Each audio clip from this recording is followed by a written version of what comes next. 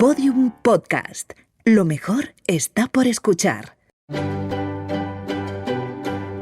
La escóbula de la brújula. Podium Podcast.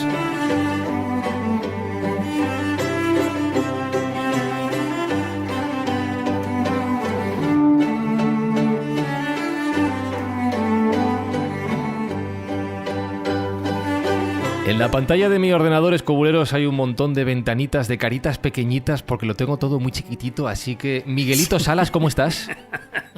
Pues pequeñito pero bien. Pequeñito pero bien, bien. Marquitos Carrasco, ¿cómo te encuentras? Aquí he hecho un gnomo pequeñito en el bosque. Carlitos Canales, ¿qué tal?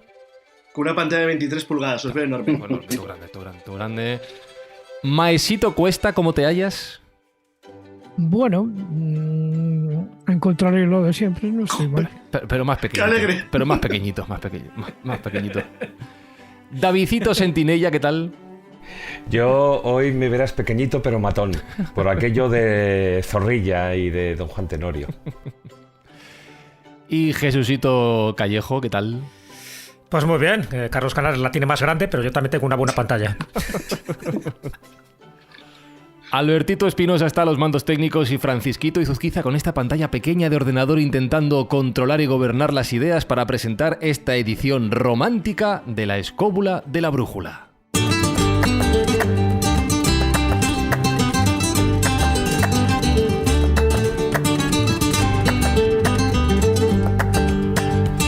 Lo hacemos con un invitado escobulero que es ya veterano por estas tierras. A él le voy a presentar como Dios manda. Es Juan Antonio Sanz, ya le conocéis, escobuleros. Es periodista especializado en información internacional, en seguridad y en cooperación. Ha trabajado, entre otros muchos sitios, en Rusia, en Corea del Sur, en Japón, en Uruguay.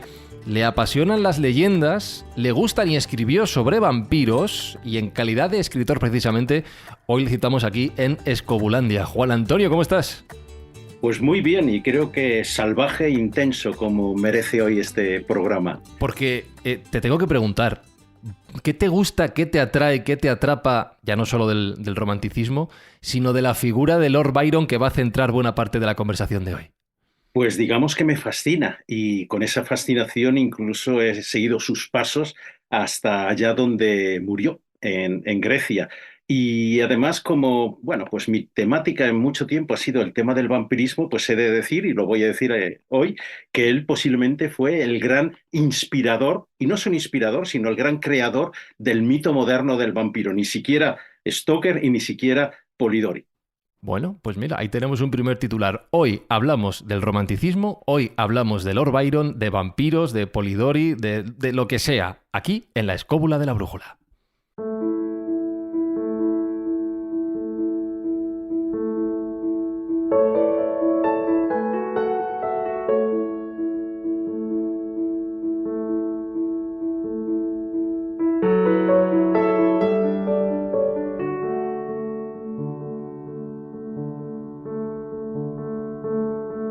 Por contextualizar un poquito, Jesús, hablamos de romanticismo y hablamos de un movimiento cultural muy amplio, más o menos en la mitad primera del siglo XIX. Hablamos de literatura, hablamos de pintura, hablamos de música, hablamos de arquitectura. Yo diría, Jesús, que hablamos de una forma de pensar y sobre todo de una manera de ver, entender y plasmar el mundo. Sí, así es, efectivamente. El romanticismo no solo fue un movimiento literario, fue un movimiento cultural que abarcó al arte, que abarcó la música, que abarcó también la política y, por lo tanto, una forma de entender y de ver el mundo. Y eso se plasmó, evidentemente, en las artes plásticas y, como no, pues en la literatura tuvo uno de los mayores exponentes. Venía precedido un poco pues de esa exaltación a los sentimientos y en contra del racionalismo, en contra de la ilustración, en contra un poco de esos movimientos que se estaban produciendo en Europa en aquella época, en contra también del neoclasicismo, que sería el movimiento literario anterior, ¿no? Entonces, bueno, pues hay como un cierto desgaste, no se quiere volver a lo clásico como hizo el neoclasicismo y se quiere volver un poco pues a determinados valores que exaltan el yo, por una parte, ¿no? Exaltan ese sentimiento nacionalista, exaltan también el individualismo y sobre todo hay una serie de temas que son como denominador común en muchas de estas composiciones. Cuando hablamos de composiciones, pueden ser musicales, también pueden ser pictóricas y, por supuesto, tanto en el teatro como en la literatura basada también en la poesía y en la novela. ¿Qué tipo de temas? Evidentemente, los que más les gustaban a los románticos. El miedo, la muerte, la pasión, la locura, la soledad, el amor, en fin, todo ese tipo de cosas. Se vuelve también mucho a la naturaleza, un poco ese sentimiento, ¿no?, de aislamiento en contra del urbanita. Lo que se busca también es un poco ese tipo de metáforas donde al final el volcán podría simbolizar la pasión, una montaña nevada puede significar la soledad, también esa nostalgia por el pasado y un poco ese genio incomprendido. Muchos de los héroes que aparecen en la literatura romántica suelen ser corsarios, piratas, en fin, gente un poco desarraigada de la sociedad, gente marginal y, por supuesto, dando siempre un toque onírico a casi todo, ¿no? Se da mucha importancia a los sueños, a las pesadillas, a la fantasía y, por supuesto, a todo lo exótico, todo lo extravagante, todo lo que son las tradiciones, a veces también las supersticiones y, claro, pues ahí entra todo ese tipo de temáticas como la locura, como la muerte, como el amor que te acabo de comentar. Así que es eso, es un nuevo paradigma. La vida está cambiando, la industrialización hace muchísimo. Acuérdate que se había producido ya la Revolución Francesa, en España estábamos con la Guerra de la Independencia y entonces todo ese bagaje político que también lo tienen los románticos, prácticamente todos, por supuesto Lord Byron lo tenía, pero también nuestro Lord Byron particular, que era Espronceda, también estuvo mucho metido en política. Pues lo que se busca es eso, eliminar ese absolutismo despótico que había y ir un poco a una política liberal, donde, ya digo, se potenciaba mucho más el individualismo. Así que en ese totum revolutum es donde surge uno de nuestros protagonistas, que es Lord Byron, pero también surge Mariselli, también surge Polidori, también surge Espronceda, también surge Larra, también surge Becker, el Duque de Rivas, en fin, tantas y tantos personajes y, por supuesto, la música no fue ajena, ahí está Schubert, Beethoven o Mendelssohn, y la pintura tampoco, ahí está Goya, está Delacroix y, en fin, está Turner. En fin, de todos ellos un poco en general hablaremos, pero ese es el contexto social, político y cultural en el que nos vamos a mover. David. Sí, a mí me gustaría aportar un pequeño detalle respecto a todo lo que ha dicho Jesús, y es que para mí ese movimiento que es el romanticismo representa como surge como hasta diría de una manera violenta, ¿no? Como una reacción ante un clima político, social, intelectual, artístico que ya lo que es en el siglo XVIII y ocurre, y no por una coincidencia, sino precisamente un poquitín también en ese marco que ha comentado, ¿no?, que ya había tenido lugar esa Revolución Francesa. En ese momento, en muchos países de Europa se encuentran con una sociedad muy oprimida, con una serie de gobiernos que son conservadores, muy conservadores, por decirlo de una manera suave, y que ante todo eso, bueno, pues surge esa parte, ¿no?, como de plasmación, y se busca esa visión más subjetiva de la realidad, ¿no? Por eso también surgen toda esa serie de géneros que ha estado comentando Jesús, ¿no? Desde la novela gótica, la novela histórica también, todo ello con la búsqueda de la libertad, de la belleza, de lo lírico, ¿no? Y por supuesto también, de lo que yo también luego más tarde hablaré, ¿no?, un acercamiento hacia el misterio, hacia toda esa estética que es lúgubre, ¿no?, de la noche, los cementerios, etcétera, etcétera. Por eso al principio yo también hacía mención a ese Don Juan Tenorio, ¿no?, a ese Zorrilla del que luego comenté algunas cosillas, porque también pertenecía a esa época y precisamente estaba muy embebido en todo ello. Maese. Hombre, lo que más define, yo creo, a los poetas románticos en este momento era la contracultura, digamos, la ruptura con el antiguo régimen. Todos eran revolucionarios, todos estaban completamente desarraigados. En el caso concreto de Lord Byron, se convierte prácticamente en un hombre errante que va para acá, va para allá, de hecho muere en Grecia, después de haber pasado por España, después de haber estado mucho tiempo en Sintra, por ejemplo, que decía que era una de las ciudades que más le habían gustado en su periplo.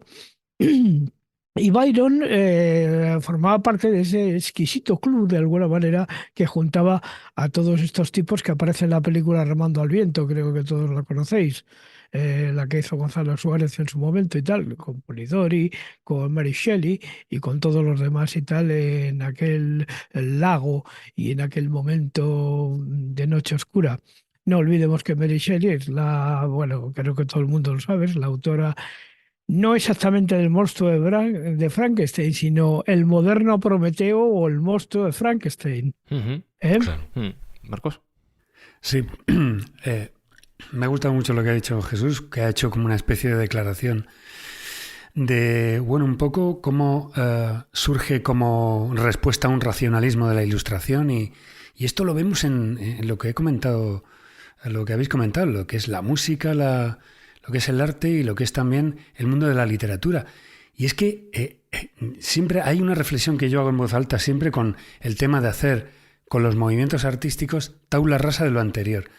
Una especie de romper con todo lo anterior, porque veníamos de un racionalismo, de una Ilustración, obviamente, cómo se pintaba, cómo se creaba música, cómo se hacían las cosas en los movimientos anteriores, y lo que se da pie es a la montaña rusa emocional, es decir, vamos a ver cómo sacamos esta emoción y la plasmamos, pero es que lo mismo te puedes... os hago un poco la similitud entre lo que es Goya y lo que es Beethoven, o lo que es Turner, ¿no? Con esa especie de decir, bueno, ya tenemos todo aprendido, toda la técnica aprendida, pero lo que vamos a hacer ahora mismo, y hay una frase que es alucinante de William Turner, que es: cuando pierdes el miedo es cuando realmente estás creando. Y eso me encanta porque precisamente vamos en la evolución del arte, fijaos en lo que es Renacimiento, Barroco, Manierismo, Rococó, Neoclásico, Romanticismo, Realismo, Impresionismo, Modernismo. Todos esos movimientos, en realidad, ¿qué están haciendo? O sea, no es una evolución lineal, sino es una evolución cíclica, pero en forma de muelle. Vamos pasando por los mismos sitios, pero en distinto nivel. Y lo que nos hace ver la realidad como artistas, escritores, literarios, músicos, es el estado de conciencia.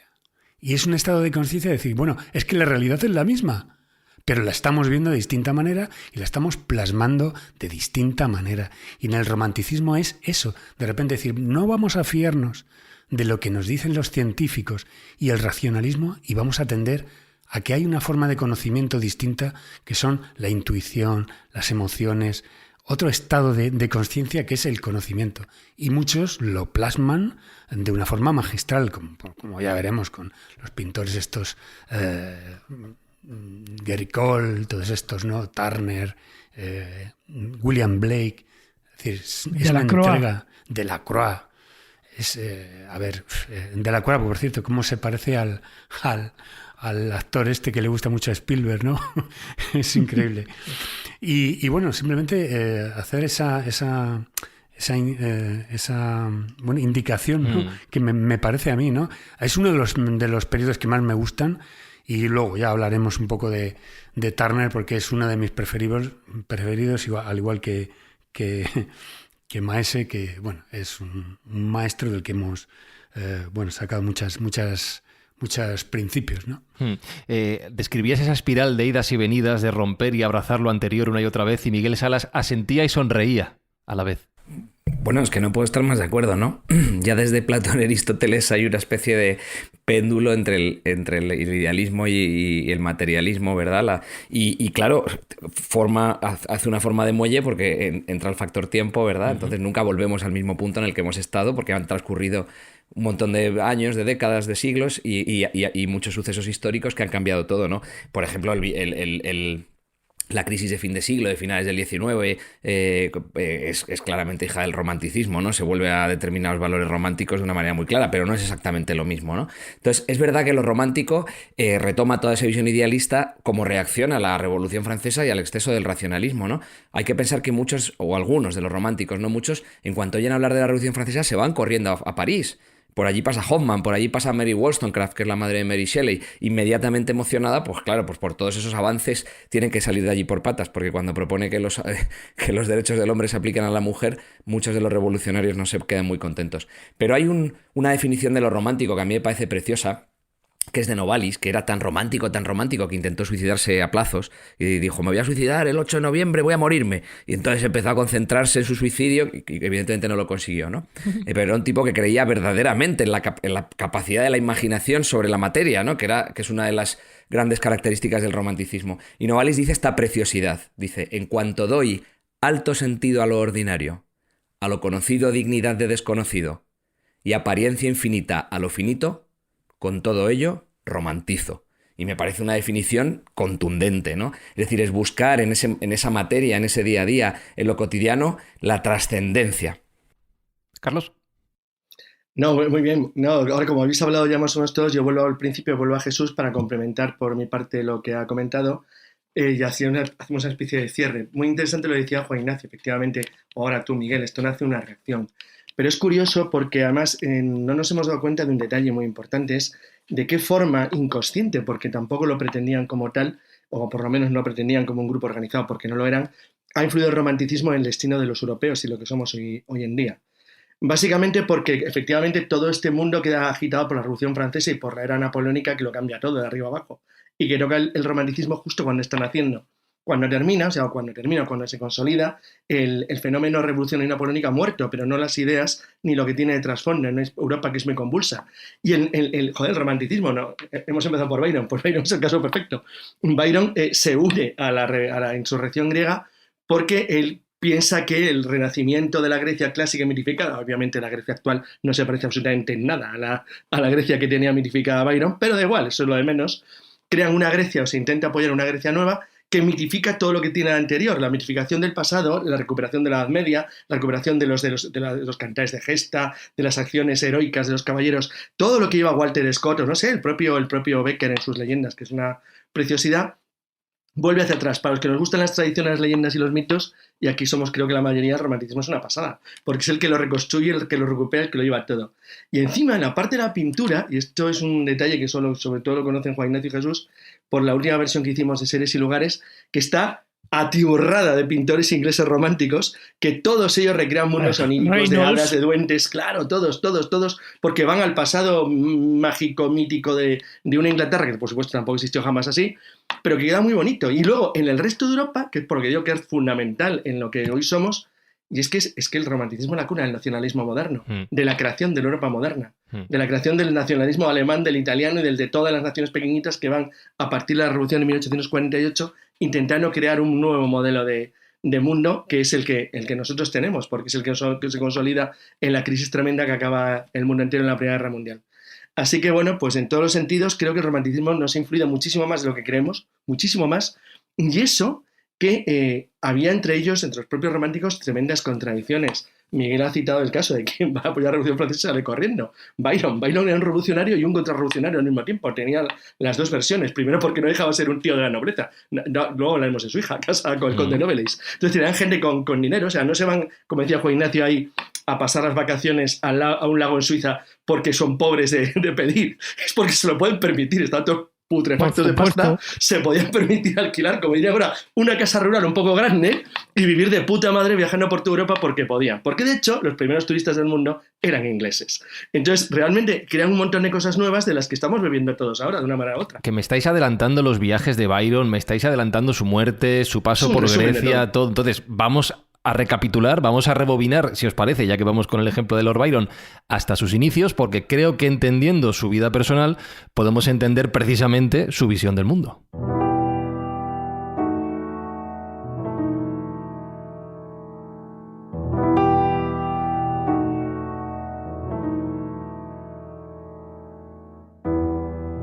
Porque Juan Antonio, leyendo sobre la historia de Lord Byron, por mucho que fuera noble, por mucho título de Lord, por mucho cargo rimbombante que le podamos poner, su infancia, para empezar, no fue nada fácil, cosa que suele ser común en este tipo de... voy a llamarlo protopoeta maldito. Y, en segundo lugar, su relación con las mujeres a todos los niveles, y eso irá saliendo también fue realmente difícil. La base de la personalidad de Lord Byron ya viene con inestabilidad, ¿no? Venía de cuando era chiquito y bueno, él se convirtió en Lord pues casi de rebote, porque aunque pertenecía a una clase adinerada y demás, si no llega a ser por su tío, nada de nada. Entonces, de la noche a la mañana, pues aparece con ese título que le permite hacer muchas cosas, como bien ha dicho Carlos. Hay un escritor, Walter Casara, que define muy bien en un par de líneas a Lord Byron y dice: fue el sexto lord de una estirpe normanda de hábiles e infames bucaneros. Y es verdad, su padre, Matt Jack, era un tipo que estaba bastante zumbado, su abuelo, que le llamaban el mal tiempo, también. Era una serie de personas que, llegado el momento, pues simplemente dejaban todo desbaratado y se marchaban a vivir esas aventuras.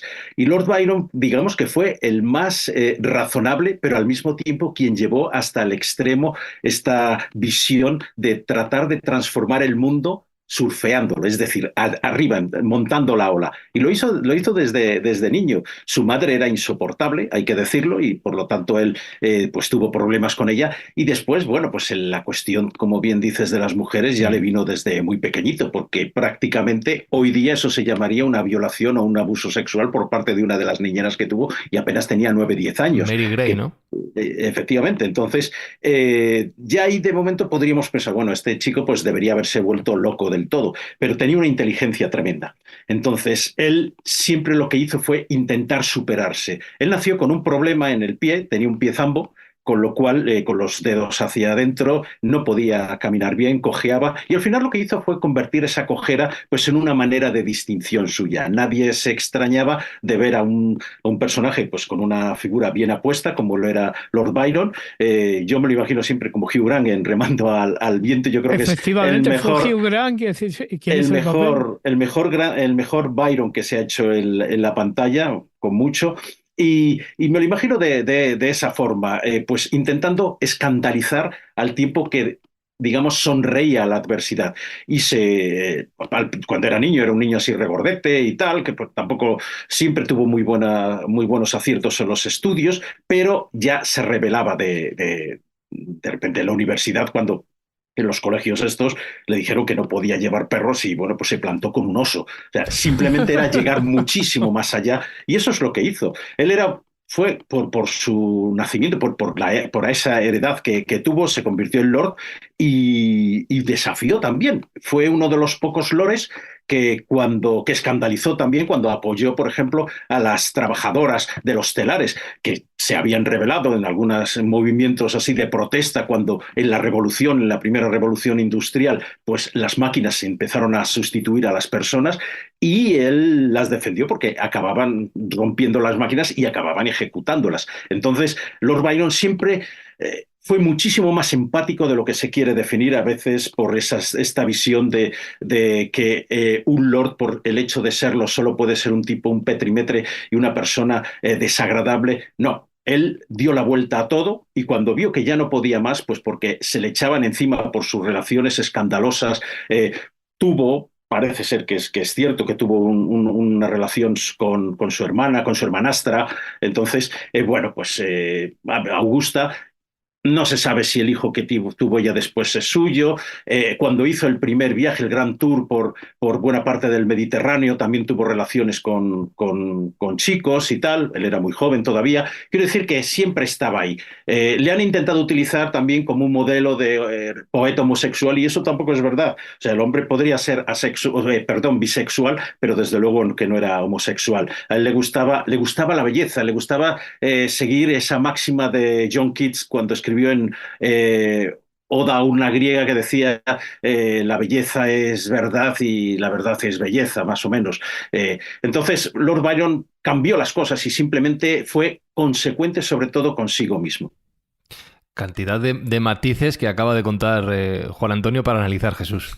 No, pero lo ha contado muy bien, porque es verdad que hay que conocer un poco esa infancia para ver el carácter extravagante, excéntrico que tuvo Lord Byron. Es verdad que era una persona brillante y de hecho así destacó, ¿no?, en el Trinity College y sobre todo también en la Universidad de Cambridge, donde al final tuvo que marcharse porque no tenía dinero. Es curioso que era un aristócrata venido a menos, porque es verdad que su padre muere cuando él es muy joven, prácticamente él tenía 3 años cuando muere su padre, y de su padre hereda el mal carácter y las deudas, igual que de su tío abuelo, ¿no? Hereda el título, pero hereda también una cantidad de deudas tremenda, porque tenían acreedores por todos los sitios. Son estos aristócratas venidos a menos. Y luego esa relación tempestuosa que tuvo con su madre. De hecho, para que veáis, su madre le llamaba el cojo bribón, o le llamaba el pequeño diablo. Eso es amor, ¿eh? Y el hijo a su madre la llamaba la viuda.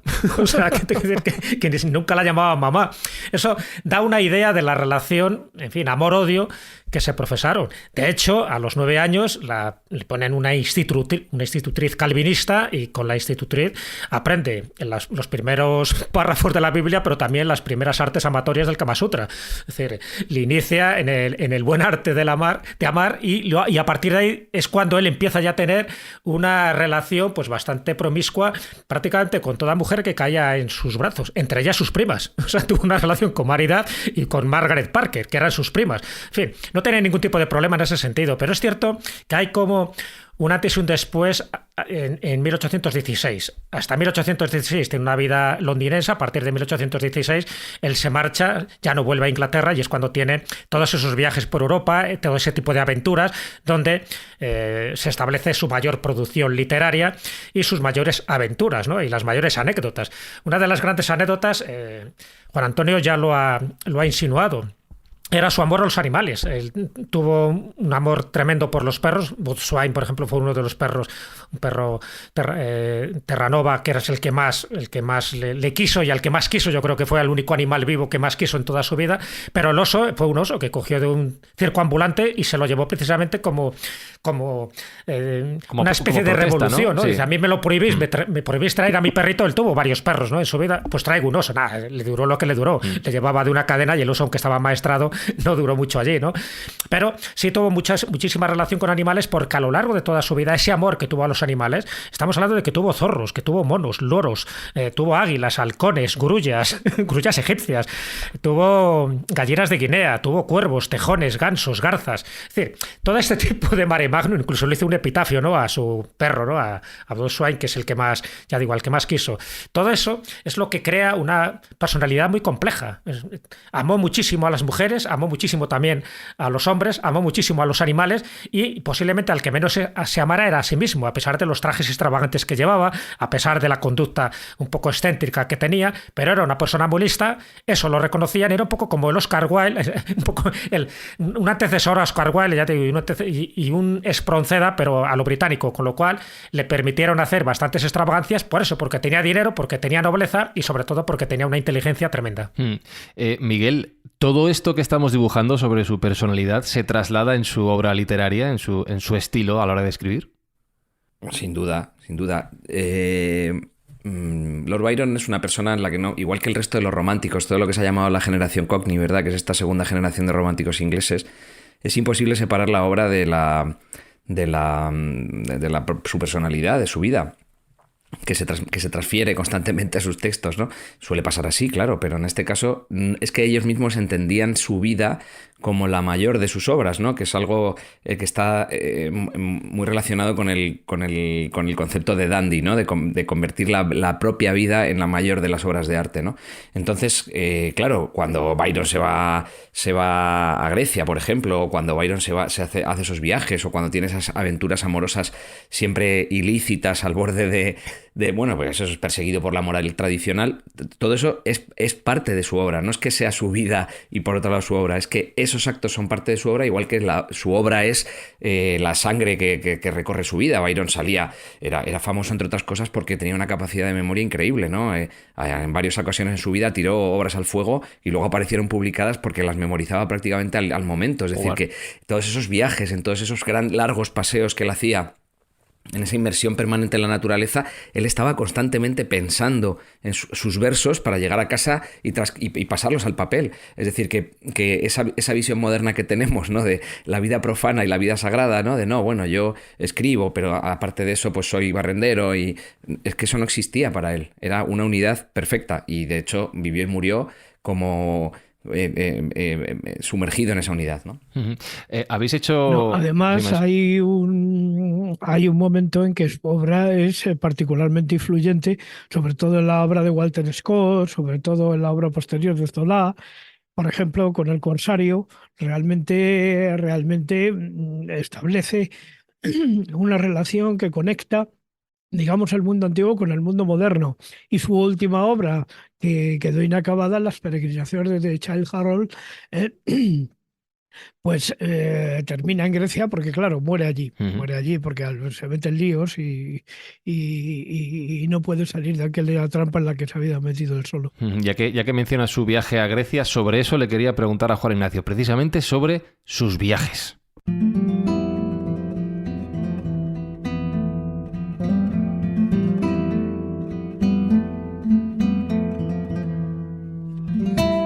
Ya lo decía Juan Ignacio antes, Juan Antonio, pasó por España, pasó por Portugal, pasó por muchos lugares, por lo menos en la primera etapa, luego me lo confirmaréis, tengo entendido que le llegan o se llega a exiliar de su país. No sé si es que su país se le queda pequeño o si es que se está buscando a sí mismo o está buscando otro lugar donde ser mejor, encontrarse a sí mismo, como decía Miguel. Él llega a un momento en que no se puede soportar a sí mismo y primero no puede soportar a su país. Y por eso en 1816, cuando ya se exilia y ya no vuelve, y muere en 1824, hace unos días, se ha cumplido el 19 de abril el 200 aniversario de su muerte en Missolonghi, en la embocadura del Golfo de Corinto, en el centro oeste de Grecia. Pero él ya había hecho entre 1809 y 1810 lo que se llama el Grand Tour, cuando él ya estaba metido incluso con el tema de la política y tal, que también la deja desencantado, y en ese Grand Tour pues se marcha con algunos compañeros ingleses, empieza en Portugal, ahí visita Sintra, de donde dice esto debió ser el Edén, y pasa hacia España. En España estuvo en Sevilla, se maravilló ante las mujeres españolas, escribió alguna poesía también a una dama de Cádiz, le hicieron alguna medio trampa, bueno, tiene anécdotas muy divertidas aquí, en Sevilla recala en casa de unas señoras muy encumbradas y tal, la mayor muy bella, y que él le dice, bueno, después por favor de la cena véngase a mi habitación y vamos a charlar un poco, y era la esposa de un militar. Entonces digo, bueno, vamos a ver, por suerte no cayó en la tentación en ese instante, un hombre que además se llevaba a las mujeres por donde quería, las mujeres querían acostarse con él. Cuando él estuvo viviendo un par de años en Venecia,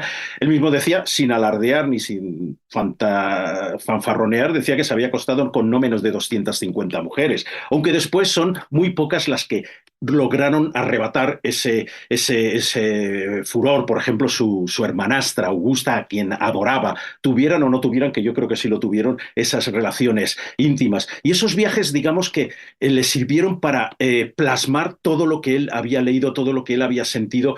Pues eso, estuvo en Malta en ese viaje, también estuvo en Grecia, en Turquía, estuvo en Albania, cuando Albania era, si hoy día puede ser además todavía un lugar bastante complicado para viajar, pero precioso y hermoso, lo era en aquel entonces. Y allí ya se le quedó la marca griega. La marca griega que, sin embargo, cuando ya era... Bueno, talludito iba a decir, estamos hablando con 30 y pocos años. Murió muy y joven, se plantea, ¿no? al marcharse, después de aquellas jornadas en Villa Diodati, que luego hablaremos, donde surgieron los monstruos de la literatura, del cine, de todo esto. Bueno, pues él dijo, no, yo tengo que vivir una vida romántica intensa hasta el final. Tengo que vivir una vida byroniana, porque hay que diferenciar el héroe romántico del héroe byroniano, que ya va 50 pasos por delante. Y entonces el propio Shelley, después de que Byron le dijera, yo creo que me voy a ir a Sudamérica, quiero luchar con Simón Bolívar, él que había estado además en 1809 en España, en plena guerra de independencia, se había reunido con generales y demás, pero quería luchar pues por esa causa, vamos, como si le hubieran dicho pues la independencia, yo qué sé, de los siameses de China o de algún otro país. Pero al final fue Percy Shelley, su gran amigo, su amigo del alma, quien le convenció para que fuera allí a Grecia y cumpliera pues la maldición de los Byron. Me refiero a toda la ancestría, que no podían pasar de los 36 años, y él murió efectivamente a los 36 años. Ninguno de toda esta gran compañía de poetas ingleses pasó de esa edad. John Keats murió, creo que fue en 1821, Percy Shelley en 1822, también ahogado en el Golfo de la Spezia y tal. Tuve la oportunidad de estar allí cuando se cumplió también el 200 aniversario de su muerte en Viareggio, que está en la orilla del Tirreno, ante el busto de Percy Shelley, en la Piazza Shelley, y bueno, se me saltaban las lágrimas de saber que ahí, no, un poquito más allá, habían prendido esa hoguera y lo habían quemado. Ya estaba deshecho por haber pasado muchos días en el mar, y solo quedó supuestamente el corazón que Byron lo sacó y se lo entregó a Mary Shelley, que ya era su esposa. O sea, todo es... Y después el propio Byron, por supuesto, en Missolonghi, un lugar infecto donde los hubiera, pero donde acabó recabando y donde quería hacer ese levantamiento contra los turcos, porque entonces era Grecia, y no se logró. Cuando yo tuve la oportunidad de llegar hasta allí a Missolonghi, después de mi tercera vez que estuve viajando por Grecia, por fin lo conseguí. Era complicado llegar, porque yo no llevaba ni coche ni nada, iba en autobuses locales, y yo pregunté por allí dónde podría estar. Había estado Javier Reverte, y él había dicho: yo no encontré el corazón de Byron en Missolonghi, dice, debe estar en un cementerio por ahí. Entonces yo iba con esa curiosidad de saber dónde demonios estaría el corazón de Byron. Y llegué al parque, casi por pura casualidad, al jardín de la Revolución.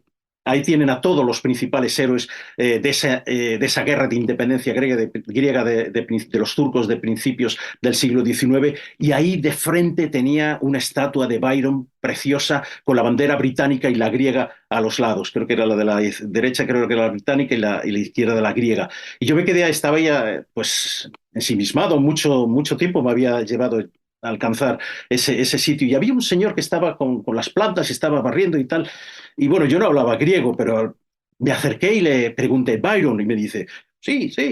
Le digo: Cardia, Byron, Cardia, el corazón de Byron. Entonces se acercó corriendo y me señaló el pedestal, la base del pedestal. Entonces yo me quedé con la alegría, que no sé si estará allí, entraría en el corazón de Byron o qué, pero me quedé con esa sensación de que, de alguna forma, pues si después de tanto tiempo, en unos tiempos los nuestros, donde lo monótono, lo ofendido, pues prevalece por encima de todo, podíamos recordar a una gente que también se rebeló contra todas estas situaciones, contra todo este aplastamiento que siguió al espíritu de la Revolución Francesa, que después se prostituyó totalmente con un Napoleón que cayó en Waterloo en 1815, es decir, el mismo año en que Mary Shelley y Percy Shelley estaban viajando por Europa, inspirándose. Y Byron, que viajaba con un carruaje, por cierto, llevaba una B de Byron, pero en realidad la gente pensaba que era de Bonaparte. Le ocurrieron muchas anécdotas divertidas en ese sentido. El viaje fue para Byron su inspiración, las peregrinaciones de Childe Harold, el Don Juan, bueno, el Corsario, un montón de obras remite a eso, porque él lo que hacía, ya termino, no era, como hacemos hoy día, tomar la poesía a cucharaditas, de una manera así un poco modosilla. No, él se la inyectaba en vena a tope, y la gente en aquellos tiempos agarraba un tocho de libro y se lo leía de pe a pa, y era un poema inmenso. ¿Quién se puede leer hoy día? ¿Quién piensa que puede leerse un poema de 1000 versos? Pues no lo sé, poca gente. Preferimos eso ahora, las dosis, cuando en realidad en aquellos tiempos la poesía era otra cosa. ¿Carlos? Sí, yo lo que quería decir, bueno, ya una parte la ha citado Juan Antonio, ya lo ha cogido en el camino, pero bueno, pero lo voy a complementar. A ver, uno de los problemas que tiene Byron cuando le ves a distancia, ¿no? Cuando lo ves como admirador o como lector de su poesía o como su persona, es que él tenía la posibilidad de tener una cosa muy valiosa, que es el ver el mundo con una distancia superior, distinta, diferente, está en otro planeta. O sea, él no ve las cosas como ven los seres humanos normales que pululan a lo suyo, sino que está en otro lugar, quizás porque puede, como se diría habitualmente. Pero incluso en España, en la anécdota, él quiere conocer al general Castaños, que ha vencido en la batalla de Bailén, porque tiene la obsesión de conocer, pero como curiosidad de entomólogo, como que quiere conocer a la mejor hormiga, no sé, una cosa curiosa, a ver qué este tipo, a ver por dónde me sale y qué hace, mientras que está de ligoteos y otros rollos por allí. Igual que quiere conocer una corrida de toros, pero por ver la curiosidad, un amante de los animales, de ver qué se hace con los toros en España, que le parece una barbaridad, por supuesto, pero como lo ve con una distancia de inglés que está por encima y que ve otra cosa, eso le permite ir cambiando en esa ideología tan extraña que tiene de ayudar siempre a las cosas nobles y mejores son para él, como tú has dicho, cualquiera que le llame la atención. Has dicho genial el ejemplo, defender la independencia de Xi'an, ¿y por qué no? Efectivamente, él llama a su goleta Bolívar, una de las goletas que tiene, uno de los barquitos, si uno de sus yates se llama Bolívar cuando está por el Mediterráneo, porque quiere irse a Venezuela a defender la independencia venezolana, como luego hace con la griega o como he hecho con cualquier otra. Y sin embargo, y esto es curioso, no se involucra en absoluto en la lucha que llevan sus compatriotas en España.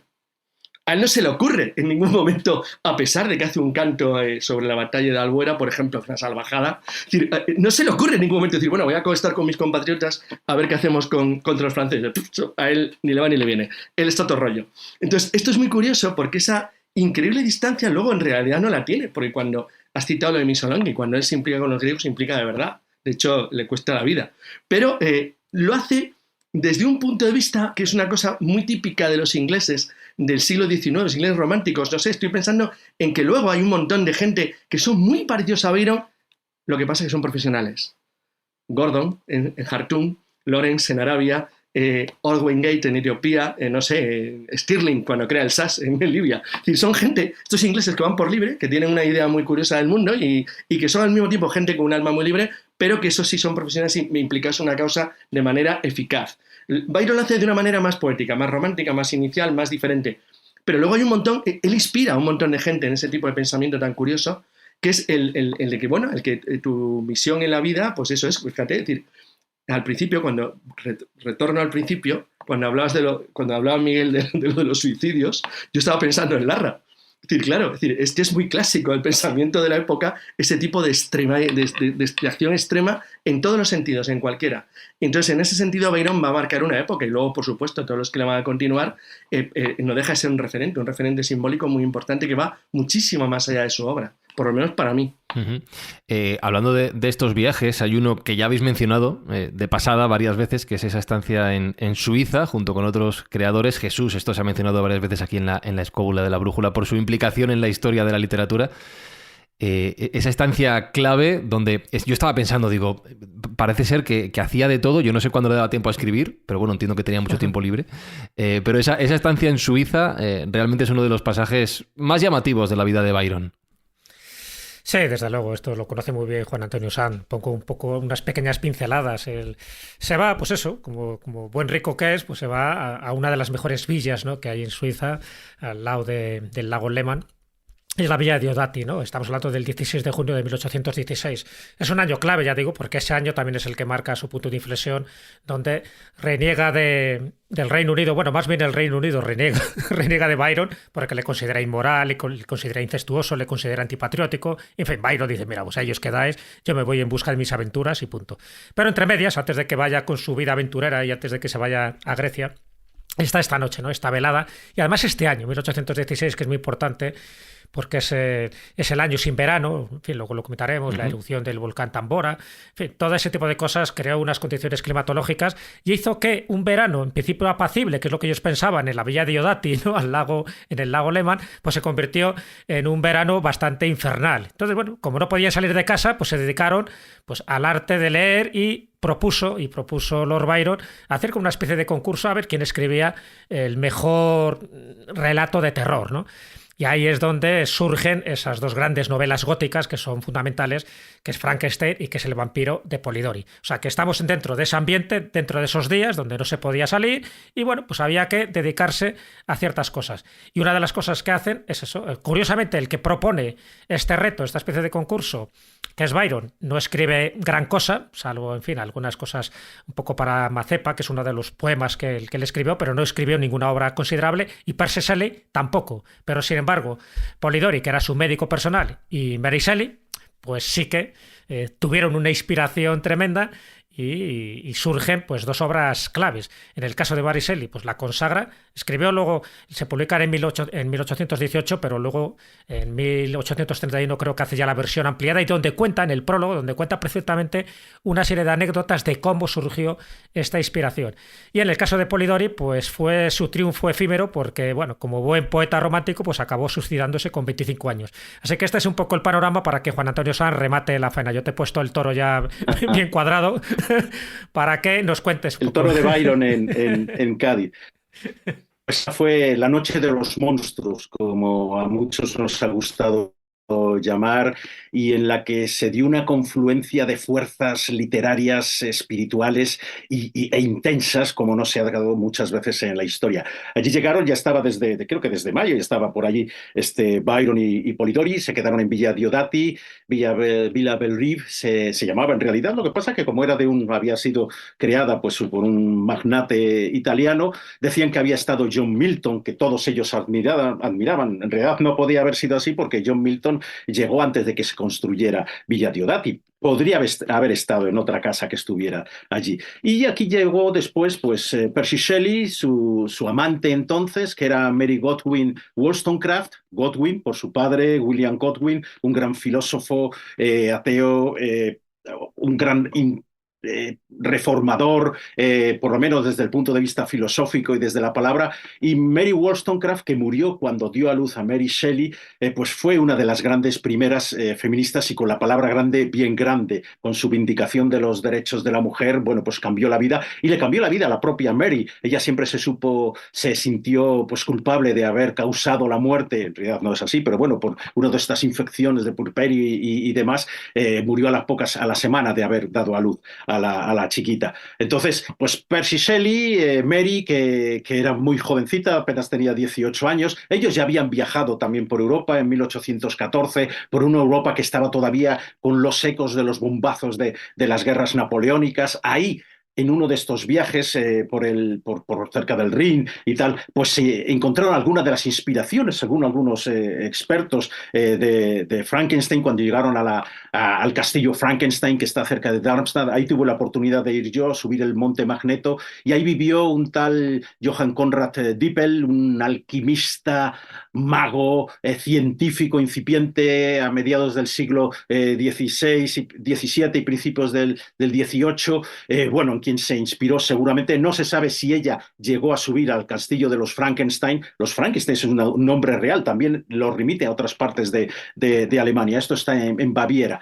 Y desde luego este hombre trabajaba también con cadáveres y trataba de traspasar el alma de un vivo a un cadáver muerto, y de esa manera reanimarlo. Bueno, fue el inventor también del del ácido prúsico y del azul de Prusia, que causó, por cierto, la muerte de John William Polidori cuando se chutó con él y quería matarse y murió. Entonces, Mary era una persona maravillosa, porque a pesar de que no había tenido estudios universitarios, lo había mamado todo en casa de su padre, con todas las cuestiones. Se escondían cuando eran más niñas, se escondían debajo de la mesa y escuchaban a los filósofos, a los literatos. Ahí conoció a Percy Shelley, se enamoró de él, bueno, y allí fueron con su hermanastra, Claire Claremont, quien había sido amante de Lord Byron. Todo esto se junta, y en esas noches del verano de 1816, ese verano sin luz apenas, con muchas lluvias por el estallido del monte del volcán Tambora en la isla de Sumbawa, en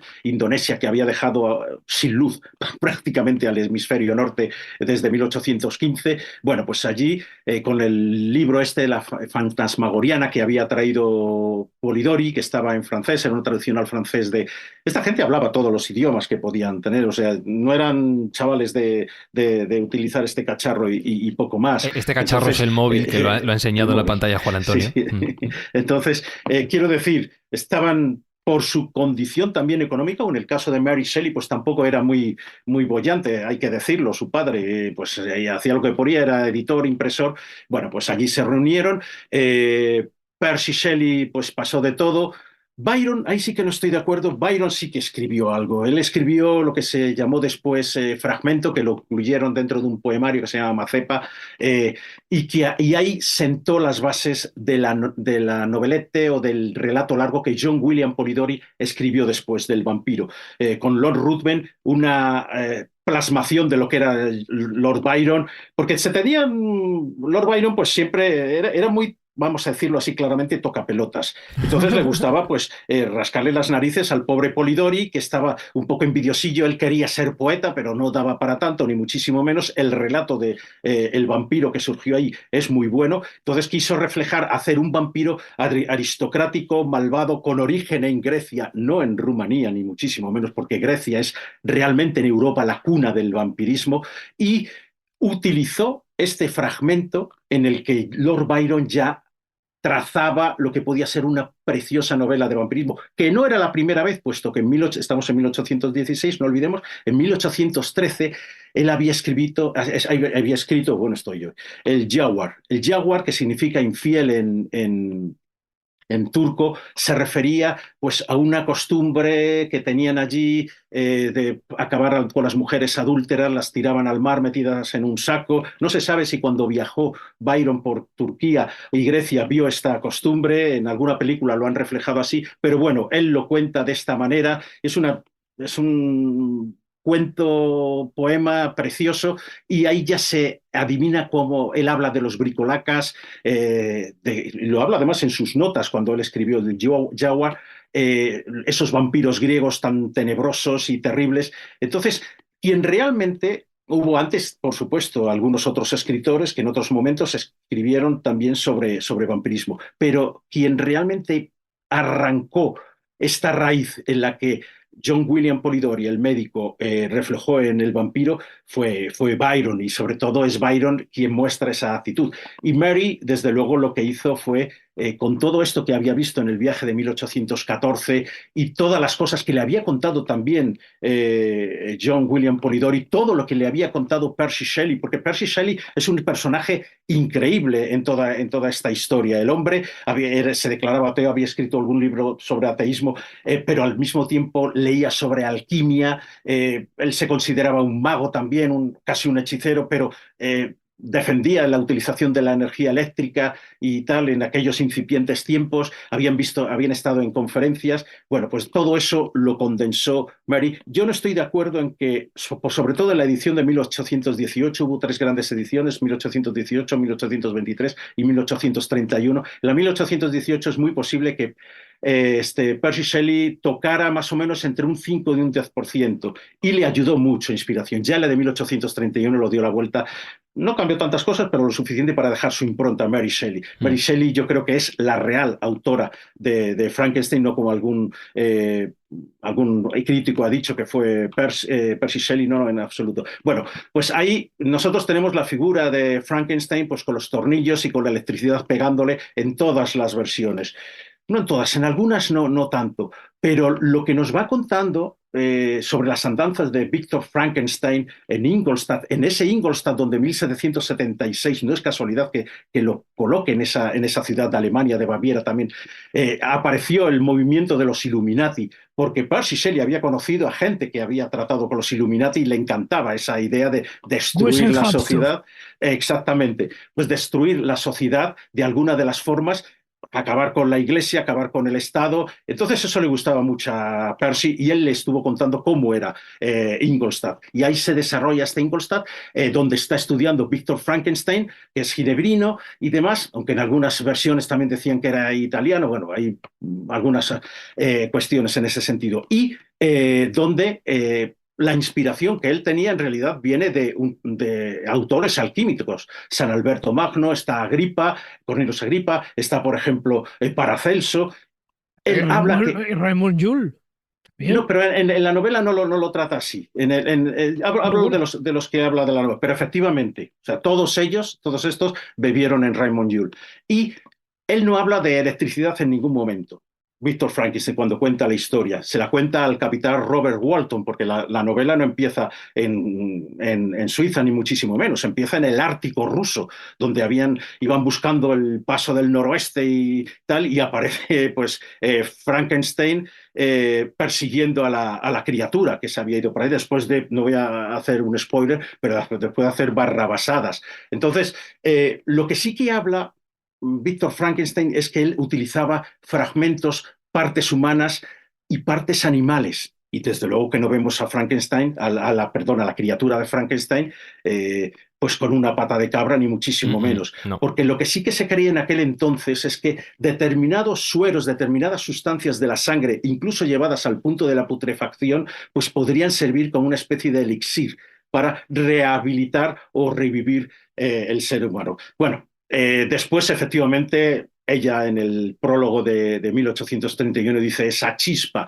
y ya inmediatamente entendemos que pudo ser. Ella sabía de Galvani, de todos los experimentos que se habían hecho. Entonces, con todo ello, Mary, una chiquita que estaba aterrorizada por todas las pérdidas que había tenido de hijos y tal, al poco de nacer o muy poquitos años, rota por el dolor, pero sin embargo sacó adelante una novela yo diría que es la última novela alquímica y la primera de ciencia ficción, pero al mismo tiempo es una novela de filosofía pura y dura, de cómo ese hombre puro, que aprende a leer enseguida, aprende a leer con Milton precisamente y con algunas otras lecturas. Eso quiere decir que se supone que lo tenía ya en el cerebro, todo ahí grabado. Pues cómo la sociedad convierte de una manera muy rusoniana a la bestia pura, la convierte en algo malo, porque se convierte en un asesino. Pero incluso hasta el momento, o sea, no podemos dejar de sentir no solo piedad, sino admiración por este ser. Esa fue una noche maravillosa en este sentido y la que, bueno, el pobre Polidori después lo pasó muy mal con El vampiro, porque cuando lo publicó en 1819 lo quiso publicar anónimo, pero se lo atribuyeron a Byron. Byron se cabreó, o sea, no quiso aprovecharse, pero le hizo mucha gracia. Byron era un capullo, vamos a decirlo así. Entonces, pero a Polidori le sentó muy mal. Y eso le fue pesando mucho a John William Polidori.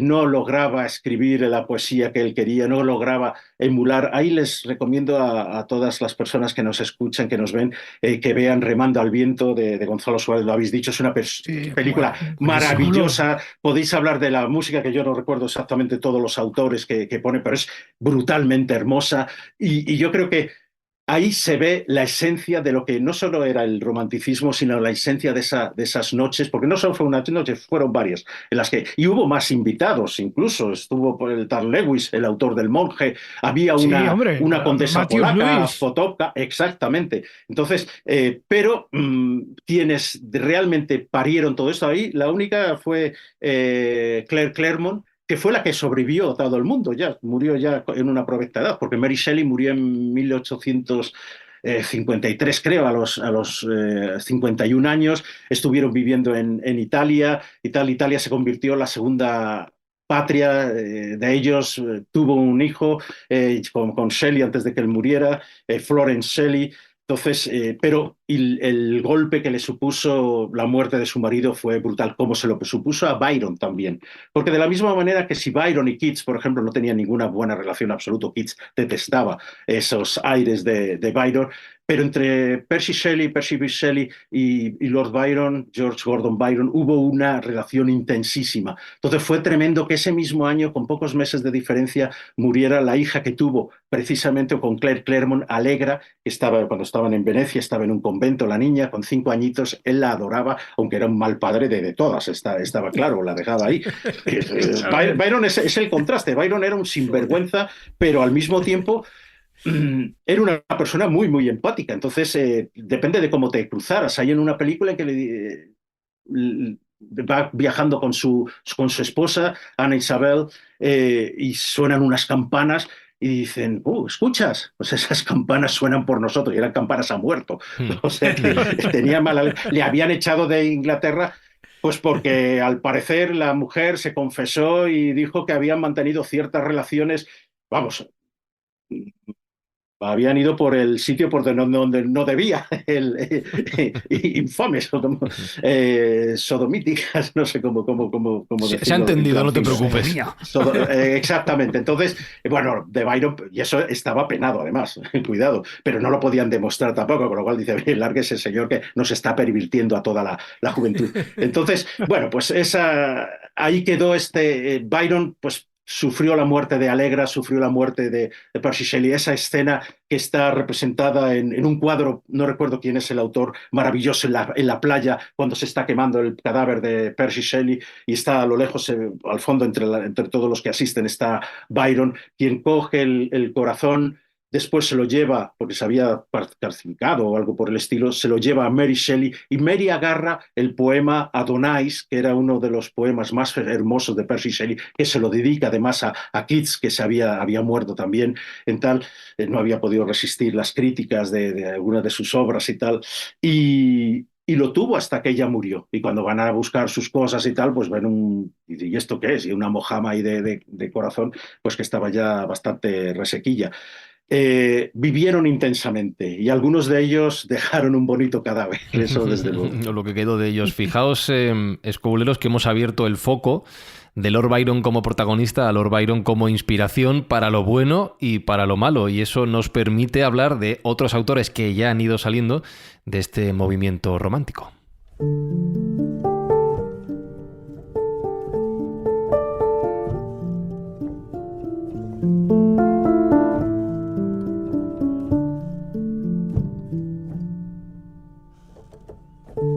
Y entre esos nombres, Miguel, se han repetido mucho, evidentemente el de Mary Shelley, su marido, Percy Shelley, y el de John Keats.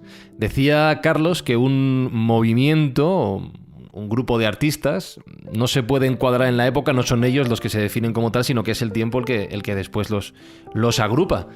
Pero aquí se está viendo claramente paralelismos entre todas sus vidas y bastante cercanía, claro. Es verdad, es curioso cómo bueno, son vidas cruzadas, ¿verdad? Se entrecruzan y ahí en las vidas de unos hay reflejos ominosos de las vidas de los demás y anticipaciones de su futuro, ¿no? Hay una carta terrible de Keats, precisamente, que dice: tengo la sospecha de que todos vamos a morir jóvenes.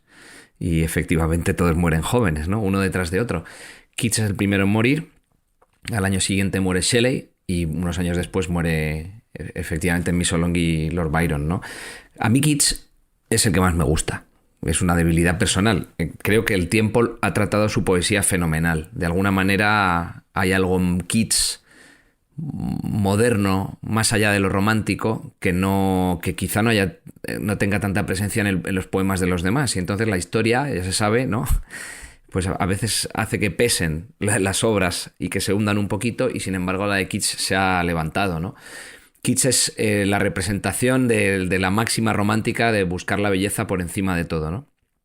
De hecho, es él el que en la Oda o la urna griega, ¿verdad? Que es este poema precioso en el que él se enfrenta a una urna y habla con esa urna y tiene unos versos maravillosos y acaba diciendo el mensaje, dice: cuando toda esta generación haya muerto, ¿verdad? Y sean otros hombres y mujeres los que pueblen la tierra, tú seguirás siendo amiga de los hombres, dice, y tu mensaje seguirá siendo el mismo. La belleza es verdad. La verdad es belleza, y nada más que eso necesitáis saber en esta vida, ¿no? Es imposible condensar más el romanticismo, la búsqueda absoluta de la verdad.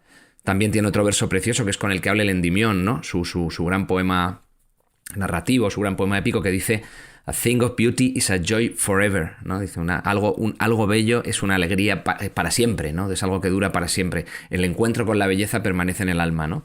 Entonces, bueno, efectivamente Keats es un personaje absolutamente fundamental en la vida de estas personas, aunque es verdad, de estos otros poetas, aunque es verdad que no se llevó tanto con ellos. Keats fue quizá la figura más marginal dentro de este movimiento, porque murió antes, porque su obra no fue para nada reconocida, al contrario que la de Lord Byron, y porque él mismo se plantó de alguna manera contra ellos, ¿no? Hay una frase muy famosa de una carta de Keats que dice: Lord Byron escribe sobre lo que ve, yo escribo sobre lo que siento, ¿no? Como marcando dos niveles, ¿no? Bueno, Lord Byron, pues este señor que te lleva de la mano, pero yo escribo sobre lo interior, ¿no? Entonces, bueno, Keats es un hombre que muere muy joven, tiene una vida muy breve, nace a finales del 19, en el 95, en el extrarradio de Londres.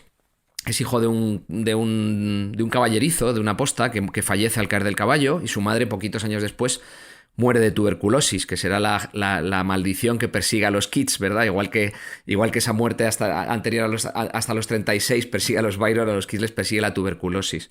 Él se queda huérfano, por lo tanto, muy jovencito, pero antes de quedarse huérfano estudia de manera muy profunda los clásicos, es increíble. Él tiene un conocimiento, sobre todo de Virgilio, que le fascina, pero de muchos poetas clásicos muy, muy poderoso para su edad, ¿no? Es una cosa excepcional. De hecho, el viaje a Escocia, que hará después, después, del que hablaremos, en el que parece ser él también se contagia de la tuberculosis, lo hace para alejarse de los clásicos. Él necesita una inspiración que no sea mediterránea, ¿no? Porque todo su mundo poético es el Mediterráneo. Entonces él a los 16 años se va a ir con sus abuelos y tiene una vida de estudios muy errática, ¿no? Él, después de esta educación clásica hace prácticas de cirugía, consigue un diploma de boticario, pero lo deja todo jovencísimo para entregarse a la poesía. El pobrecito en otra de las cartas dice: dadme 10 años para la poesía, y la verdad es que ni siquiera tuvo 5, murió un poco después, es decir, estuvo cuidando. Lo primero que pasó así, una vez que se entregó a la poesía, es que Leigh Hunt, que es digamos, el factotum de toda esta generación de poetas, le pone en contacto con Shelley, con Byron, se conoce,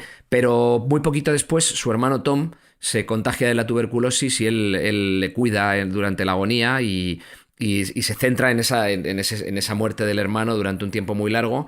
Después finaliza el Endymion, que es su gran poema, que es, sin embargo, por el que recibirá enormes críticas que le van a hundir, y después se va a Escocia con un amigo suyo que se llama precisamente Charlie Brown, o sea, Charles Brown, ¿no?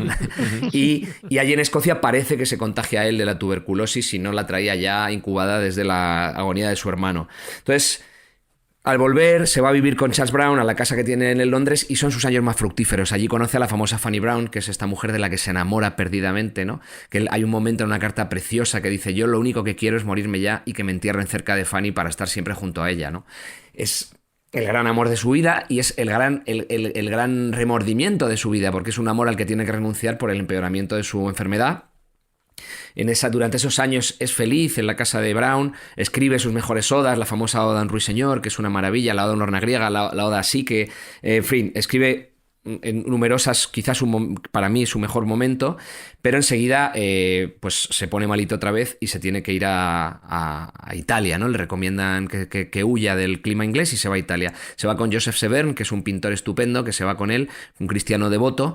Por el camino, hablando del ácido prúsico, ¿no? Keats le pide que se haga con una botella de ácido prúsico, porque él se da cuenta de que va a morir en agonía, porque él ya ha encontrado esa famosa gota de sangre oscura en su almohada de la que habla, ¿no? Y que recuerda a las gotas que sangraba el hermano, ¿no? Y entonces se da cuenta que está tuberculoso. Y entonces le pide que se compre esa botella porque él quiere morir bien, ¿no? Y el ácido prúsico era famoso en aquel momento por ser la muerte menos dolorosa, ¿no? Que no sé si es verdad, pero así lo entendían ellos. Total, que allí en Italia tiene una vida espantosa, ¿no? El testimonio de Joseph Severn es horrible, ¿no? Cómo va hundiéndose en la enfermedad, con pequeños periodos de mejoría que vuelven enseguida a convertirse en recaídas, el terror que él siente, las alucinaciones casi, ¿no? Y luego cómo él elige cementerio, y en ese cementerio se vuelve a cruzar con los demás románticos ingleses, porque elige cementerio mandando a su amigo Joseph Severn, que era un pintor y por lo tanto un hombre con una sensibilidad estética muy alta, y luego le pide que se los describa. Entonces hay un cementerio que le describe a los pies de un muro, y dice: pues ahí quiero que me entierres. Un cementerio lleno de flores silvestres, y precisamente en ese cementerio está William enterrado, que es el primogénito de los Shelley, ¿verdad? Que muere en Roma y está enterrado allí, y allí estará enterrado Percy Shelley cuando sus cenizas, cuando lo cremen, cuando fallezca, excepto el corazón, que se supone que se fue por otro lado, ¿no? Entonces, y esa última pelea que tienen Severn y Keats, quiero decir, un forcejeo permanente, porque Severn no quiere darle el ácido prúsico, ¿no? Porque él era muy cristiano y entendía que el suicidio era un pecado mortal, e intenta convencerle, y al final Keats muere pues de la propia tuberculosis, no se suicida, y tiene ese precioso epitafio que él ya había escrito anteriormente, que es: aquí yace un hombre cuyo nombre está escrito en el agua, ¿no? Porque él estaba obsesionado con que no había podido desarrollar su labor poética y que iba a ser olvidado seguramente por lo que él conoce es una malísima crítica de sus obras, ¿no? Prácticamente no conoce admiradores. Y luego tiene una capacidad de expresar lo que es el poeta romántico. Tiene unos versos muy bonitos que cito de memoria, ¿no? Parafraseo, que dice algo así como: el poeta es aquel hombre que en presencia de otro hombre se siente igual que él, sea un rey o sea el más miserable de los mendigos. Y dice en otro momento: y el rugido de la pantera resuena en sus oídos como si fuera su lengua materna, ¿no? Entonces está perfectamente definida esa capacidad, ¿no? De entenderse con la naturaleza, de trascender las formas, y luego con todo ese compromiso social evidente. que tiene para el romántico la postura filosófica, ¿no? Que mantienen, ¿no? De acercarse a los humildes, de compararse a los reyes, y me parece pues una condensación perfecta de todo el pensamiento romántico. Keats, creo que se puede leer entre los modernos, yo se lo leo a mis alumnos y les gusta mucho, sin ninguna dificultad. Es mucho más difícil a lo mejor hincarle el diente pues a alguno de esos poemas largos, ¿no? Pero sin embargo las odas son maravillosas y tienen un tono que casi parecen contemporáneas en algunos momentos. Y es una lectura evidentemente que recomiendo a todo el mundo, claro. No, solo un pequeño detalle que no sé si conocías, Miguel, seguro que sí, porque cuando se ahoga Shelley, la recuperan unos cuantos días después, el cadáver está muy deshecho y la forma de reconocerle, sabiendo que era Shelley, es porque en su bolsillo encuentran un poema de Keats. Entonces ahí se ve que era uno de sus poetas favoritos. Sí, efectivamente Shelley, que en un primer momento no tenía una gran imagen de Keats y de sus primeros versos, cuando le llega el Endymion, el Endymion le fascina y entonces empieza a reivindicar a Shelley, a Keats, delante de Lord Byron, y Lord Byron nunca se la acaba de comprar del todo, ¿no? Pero efectivamente los Shelley releían permanentemente a Keats y es lo que llevaba a él, es verdad, un tomito pequeño, un pequeño volumen de bolsillo, y es una de las razones por las que le reconocen que es un cadáver, claro, que estaba fatal, ¿no? Porque llevaba no sé cuántos días en el mar, en aquellos días angustiosos, además de viaje de Mary Shelley permanente, ¿no? Con Claire buscando noticias por los pueblos de alrededor de la costa. Y al final se cumple un poco lo que decía en su época Menandro, ¿no? Ese comediógrafo griego que decía que al final los dioses, los elegidos de los dioses siempre mueren jóvenes. O sea que al final no sé por qué razón, todos estos que tienen un talento tremendo, por una razón o por otra, bien por enfermedad, bien por suicidio, acaban dejando un cadáver bonito, ¿no? Y acaban dejando también una obra para la posteridad. Y es curioso porque Shelley le había invitado a Keats para que fuera a verle. O sea que a lo mejor Keats podría no haberse muerto pues en esas circunstancias y tal, que yo también creo que fue un poco muy de pena porque no podía superar las reseñas, mientras que Shelley decía, bueno, yo me agarro unas botellas de claret y se me quita al día siguiente.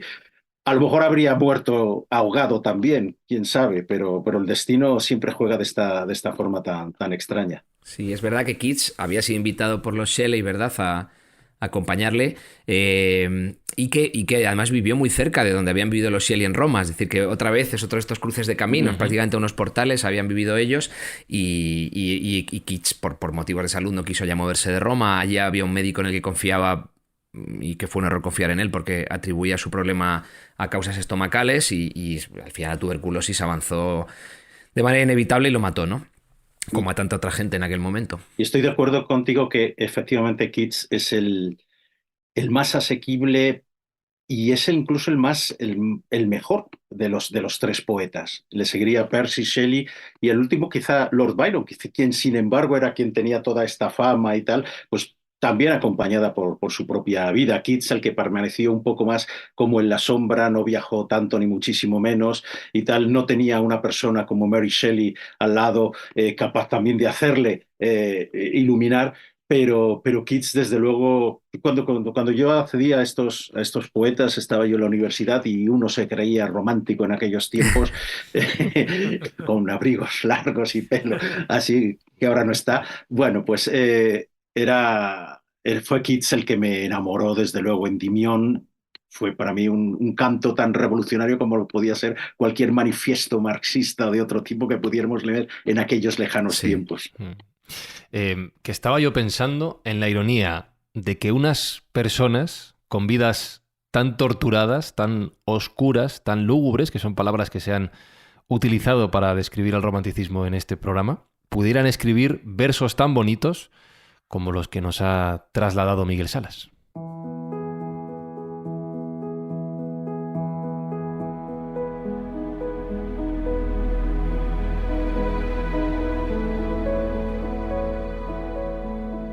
Y estaba pensando también en la poesía, de que, hablando de un movimiento cultural polifacético como es el romanticismo, un artista polifacético, como es Juan Ignacio Cuesta, nos vaya a hablar de otro creador polifacético, como fue William Blake, maese. Efectivamente, William Blake es una de las grandes personalidades inglesas de la época, que además se codea con otros pintores con otros ilustradores y con otros poetas de la época, era como siempre un polímata, como todos los demás.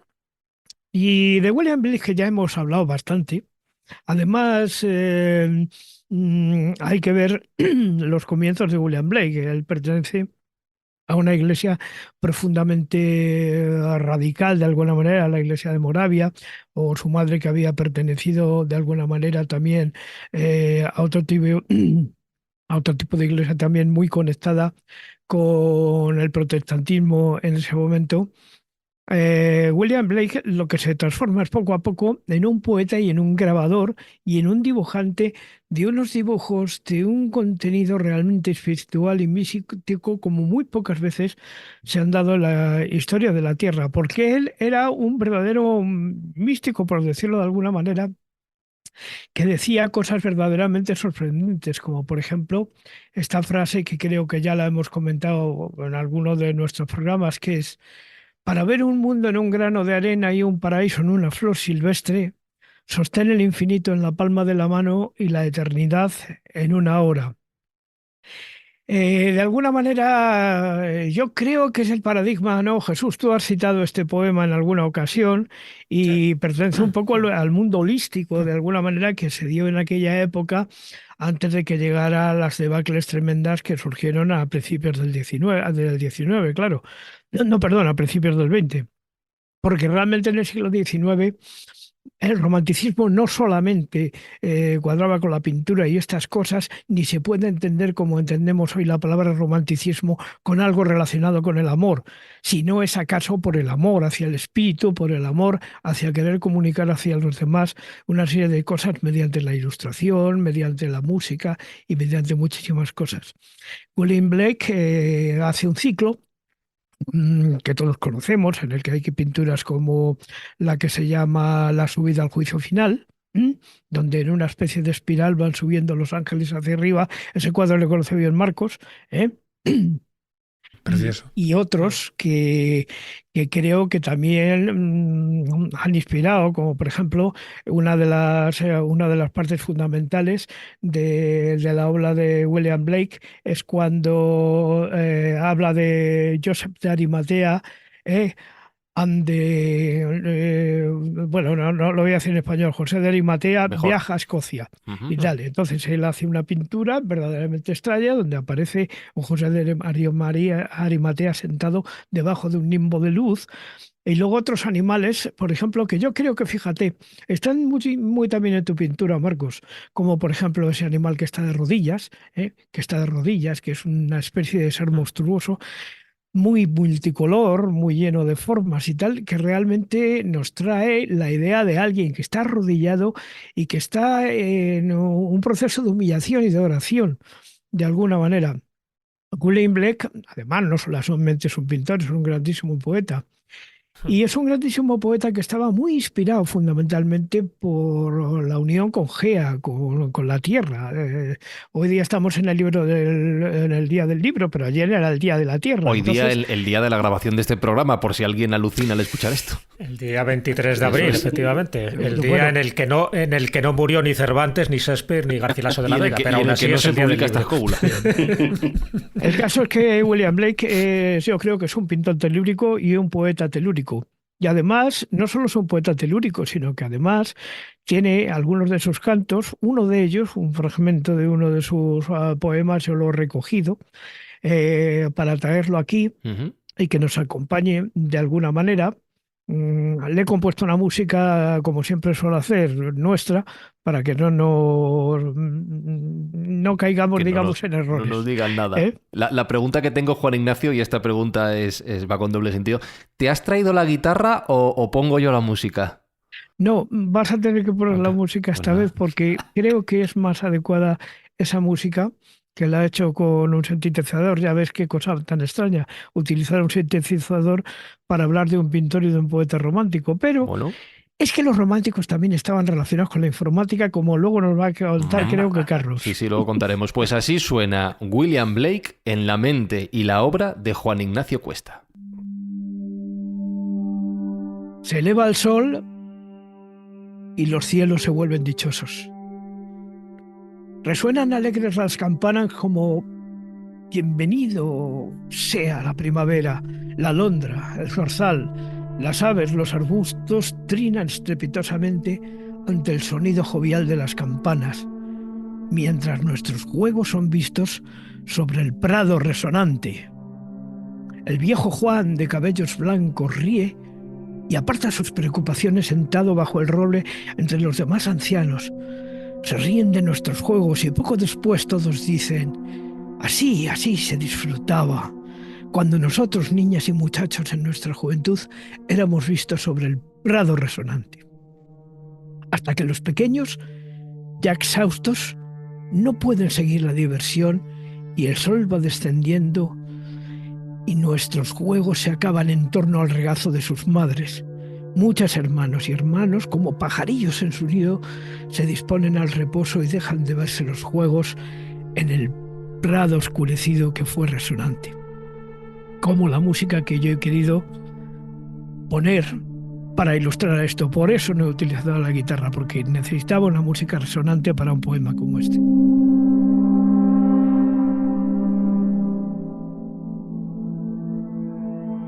Que tengo que decirte, Juan Ignacio, que bueno, no sé si contraste, pero esta combinación entre el poema que has traído y la música que has preparado me ha dejado el cuerpo raro. Lo cual es un poco también el resumen que está teniendo toda la historia de los autores de este movimiento del romanticismo, ¿no, Jesús?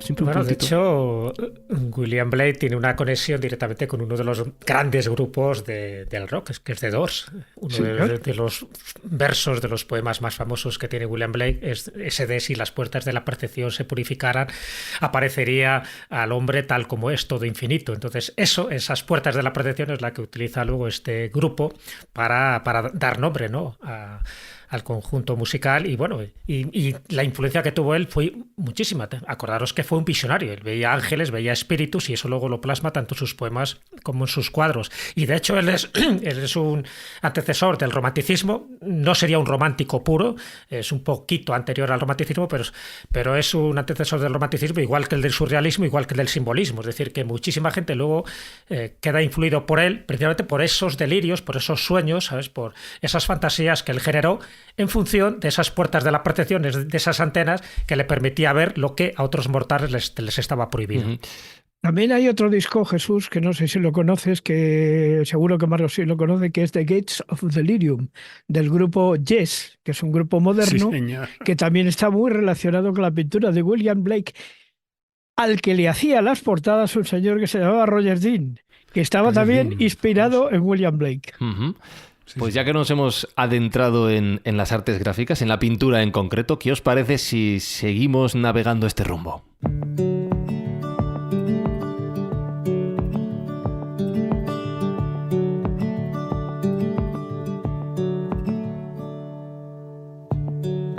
Porque, Marcos, ya lo decíamos, que todo esto tiene su vertiente pictórica. Antes habéis mencionado, ha salido el nombre de Turner, ha salido la historia de la erupción del volcán en Indonesia que dejó un año sin verano a la Tierra en 1816. Si todo esto lo metemos en una coctelera y lo agitamos, ¿qué nos sale?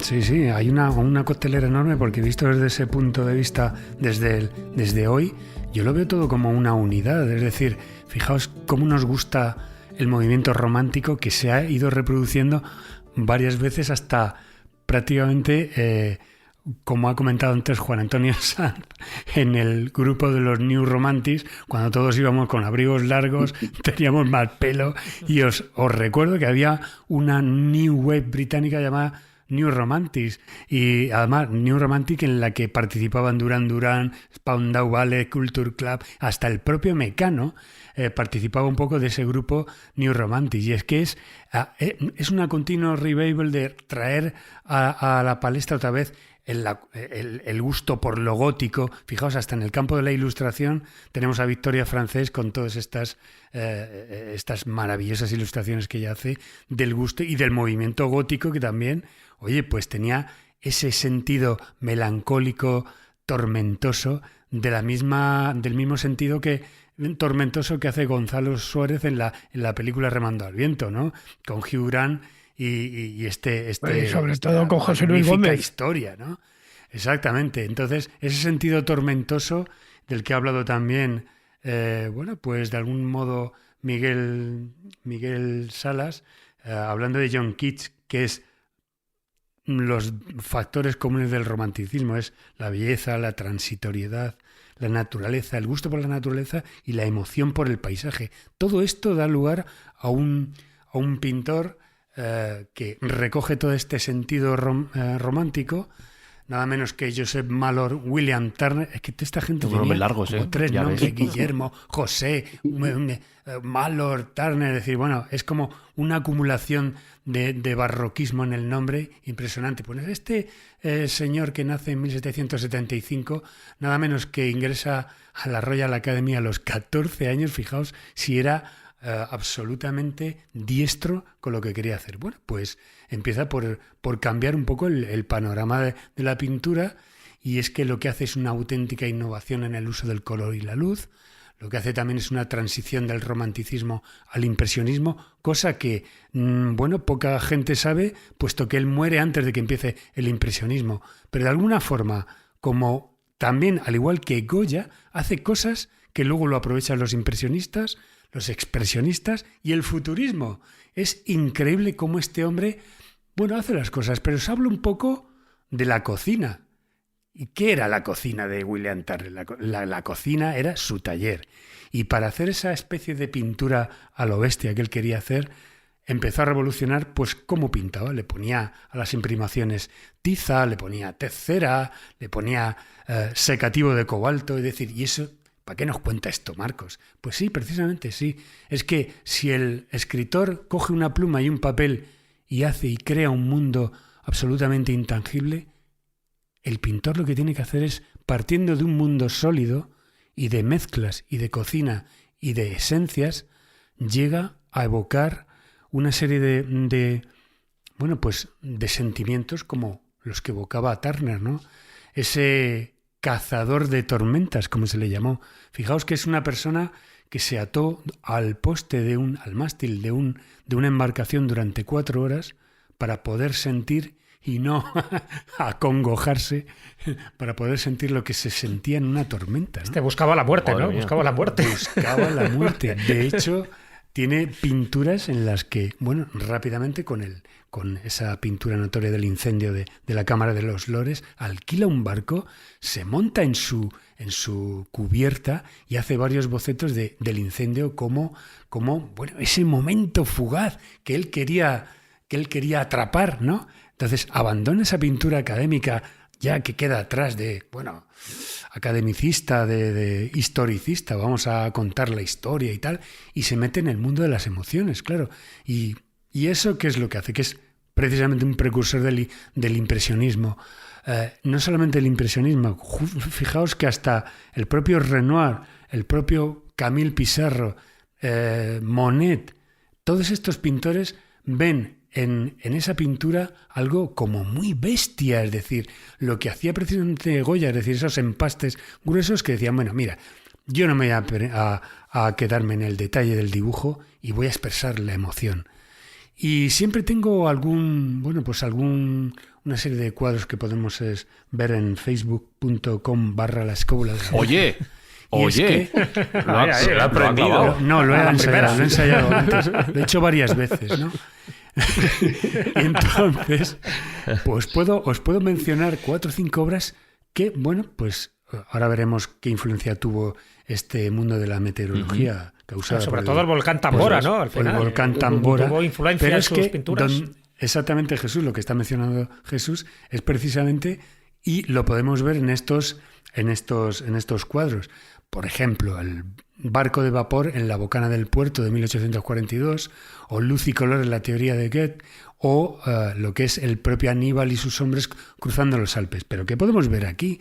Precisamente esto que ha mencionado Jesús del volcán Tambora, 1815 que se produce, aparece al año siguiente el llamado, como habéis mencionado antes, el llamado año sin verano, y es debido a esa serie de partículas cenizas que flotan en el ambiente, pues resulta que en el entorno de las Islas Británicas se ocurren una serie de atardeceres y amaneceres absolutamente impresionantes, llenos de rojos, de naranjas, que William Turner le dejan absolutamente estupefacto y se vuelca en ello. Es decir, es como si fuera una especie de Spoleta. Él ya tenía esa especie de factura expresionista en su forma de hacer, pero esto le pega un sartenazo en la cabeza porque esa especie de carácter que él tenía, huraño, en fin... Pero ya de mayor, ¿eh? De mayor, sí. Hay una película sobre su vida, ¿verdad? Hay una película que se llama Turner y es una actuación magistral del actor que lo encarna, que ahora mismo no recuerdo. Pero es que precisamente rompía todos los esquemas. ¿Y qué hace en estos cuadros? Pues va dando, como he dicho antes, el preludio de todo lo que va a venir después. Quiero que os fijéis, oyentes, cuando veáis el cuadro Lluvia, Vapor y Velocidad de 1844, que participa de captar esa atmósfera con cenizas, con partículas en el aire. Y es que yo creo que es una especie de precognición del propio futurismo incluso, o sea, que coge la velocidad, la fugacidad que luego cogen también los impresionismos, de Marinetti, de Boccioni, de Bala, de todos estos pintores. Y en definitiva lo que hace hasta su muerte es desarrollar poco a poco. O sea, un artista lo que hace es que cuando, decir esa frase que he dicho al principio, cuando dejas de tener miedo, es cuando realmente se produce la creación. Y os lo digo un poco como experiencia personal. Te pasas el 80% de tu vida aprendiendo la técnica, intentando no fallar, pareciéndote a fulano, pareciéndote a mengano, hasta que dices, pegas un puñetazo en la mesa, basta ya. Y entonces te lanzas al precipicio y dices, a ver, ¿qué me sale aquí? Entonces te encuentras cosas. Y este hombre lo que hizo es que yo creo que no conocería la obra de Goya, pero vamos, es que los dos llegaron hacia el mismo, hacia la misma sensación que estamos hablando, esa sensación puramente romántica de la montaña rusa emocional. Entonces eso lo que plasma es eso precisamente. ¿Y por qué luego da lugar al impresionismo? Como os he comentado, llega a que Pissarro, Monet, Renoir y toda esta gente cojan mucho de él y luego nada menos que el expresionismo abstracto, que habéis mencionado también temas de suicidio. A ver, ¿quién nos recuerda a Rothko y cómo termina su vida? Pues Rothko también se inspira en el propio Turner para su pintura. Es decir, es una espoleta de creatividad lo que deja Turner, tanto en el tema de la pintura al óleo como en la acuarela. Juan Ignacio y yo hemos hablado muchísimas veces de sus hallazgos de la acuarela. Déjame, Marcos, que te haga una matización. Sí, Quizá el cuadro más famoso de William Turner, por las repercusiones que tuvo literarias también, a su vez, y científicas, es La Rama Dorada, que está inspirado en el lago de Nemi, que es el que da lugar al libro de Sir James George Fraser. Pero fíjate, es curioso, para mi gusto... por cierto, el actor que hizo la película Mr. Turner es Timothy Spall, que es muy gordito, así que se le parece mucho. Mi cuadro favorito de Turner, porque es muy simbólico, y fíjate que es un cuadro, curiosamente, que desde un punto de vista profundo es muy poco romántico, es El último viaje del temerario. Un cuadro alucinante en el cual un velero gigantesco, así enorme, está siendo arrastrado por un pequeño vapor. Es el fin de los tiempos, el cambio de una era completamente. En un cuadro esos de Turner con una especie de neblina frontal que lo cubre todo. A mí me parece de siempre una pasada absoluta de cuadro. Y vuelvo a lo que dije al principio, es que los pintores ingleses en diccionarios que me encantan, casi todos. Es un preimpresionista en cierto modo, entonces todos los que le siguen luego y todos estos que se meten luego en los mundos mágicos ingleses de la mitología son todos más. Pero además era un excelentísimo acuarelista. Exacto. Una es la Tate Gallery, una es una exposición de acuarela de William Turner, que yo creo que es la que me inspiró a mí a meterme a hacer acuarelas. Con esto ya termino. Es únicamente una apreciación como pintor y es definitiva para mí. Es decir, porque luego también a Ensor, a Vasily Kandinsky, a Rothko, ¿por qué los influencia? Porque es que tú coges un cuadro como Barco de vapor en la bocana del puerto, o lluvia y velocidad, o incendio de la Cámara de los Lores, o este otro que tiene sobre la teoría del color de Goethe, que se inventa el círculo cromático que estudiábamos en Bellas Artes hasta la saciedad.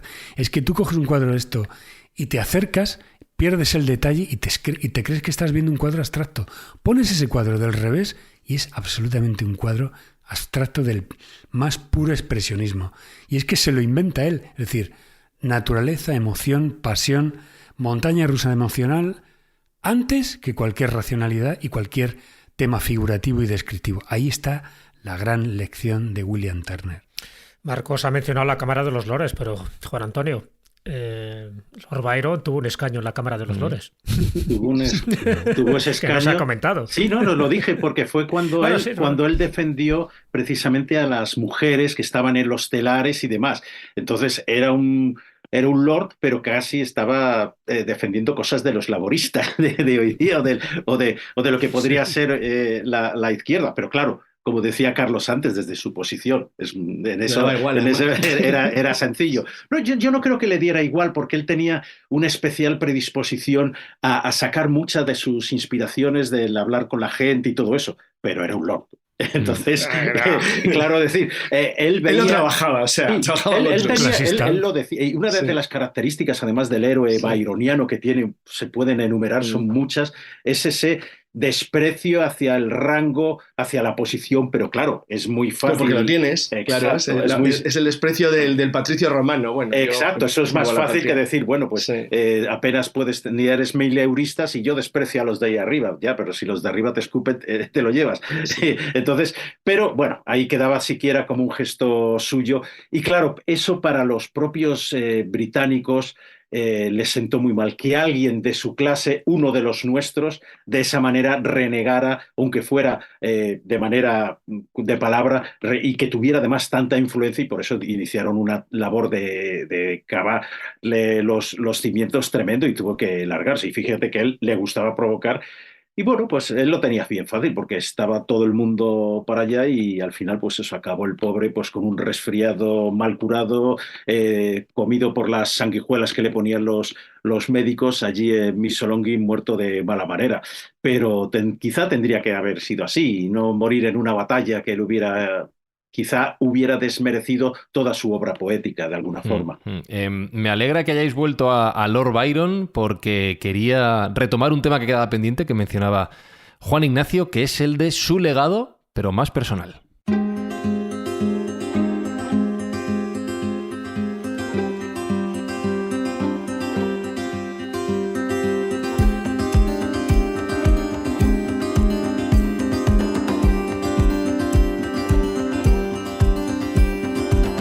Porque podemos hablar de su legado literario, por supuesto, de su legado político, como estabais comentando, y todas las causas que defendió, pero en esa parte más personal, más familiar, Carlos, podemos hablar de su descendencia, de la ilegítima, pero sobre todo de la legítima, y de un gran nombre en la historia que efectivamente ya anteponiéndonos a futuros movimientos y revoluciones, en este caso la informática, hay que destacar a su hija Ada.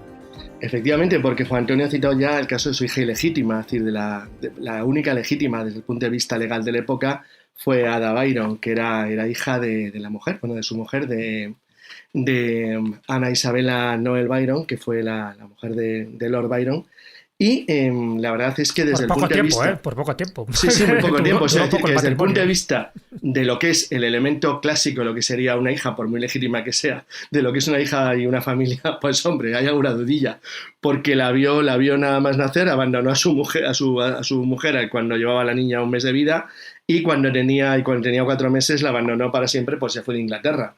De hecho, aunque la ley le reconocía todo tipo de derechos, y en aquel entonces, por supuesto, la custodia en una separación le hubiera correspondido al padre y no a la madre, pero no hizo ninguna muestra de interés. Y aunque es verdad que le hizo un micropoemita muy pequeñito donde escribió: es tu rostro como el de tu madre, mi bella hija Ada, hija única de mi casa y de mi corazón, ni puñetero caso, la dejó tirada y no la voy a volver a ver nunca más. La verdad es que tampoco es que lo hubiera visto mucho tiempo, porque tenía 8 años cuando él muere en Missolonghi, en Grecia, con lo cual pues, tampoco hubiera tenido ocasión.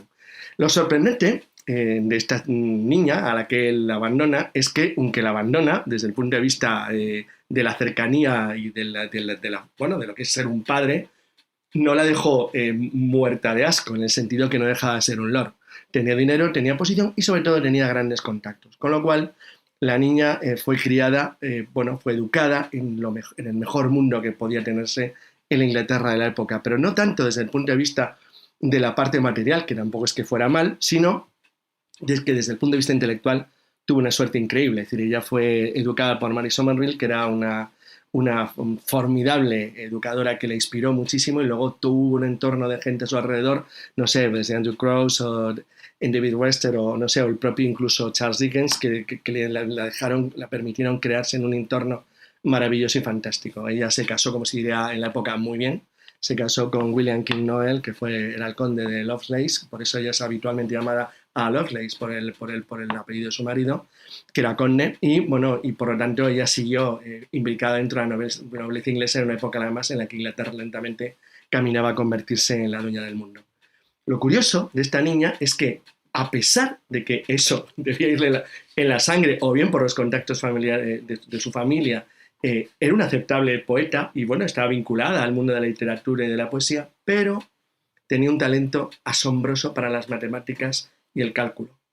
Eso en un entorno en el que ella estaba educada, y Mary Somerville se dio cuenta rápidamente de que esta niña tenía un don que era muy infrecuente y además de un altísimo nivel, la puso en contacto cuando era muy joven, ni más ni menos que con Babbage, que es el principal matemático británico de la época y uno de los padres de la computación moderna. El caso es que, debido a su formación y a su cultura, ella, que hablaba italiano, entre 1842 y 1843, había nacido en el 15. Por cierto, un detalle, ella muere con 36 años, la maldición de la familia Byron. Es tremendo. Y muere de cáncer de útero, y eso rompió lo que podía ser la trayectoria muy brillante de una gran científica. Una gran matemática, mejor. El caso es que ella traduce una obra de un italiano que se llama Luigi Menabrea, que había hecho unos avances sobre lo que eran, realmente unos estudios sobre lo que podrían ser las máquinas en el futuro como un apoyo a los seres humanos. El caso es que ella, al traducirlo, pues escribió un cuaderno al que llamó simplemente notas. Entonces lo que ocurre es que esas notas son relativamente importantes, porque es un algoritmo que codificó para que pudiera ser procesado por una máquina.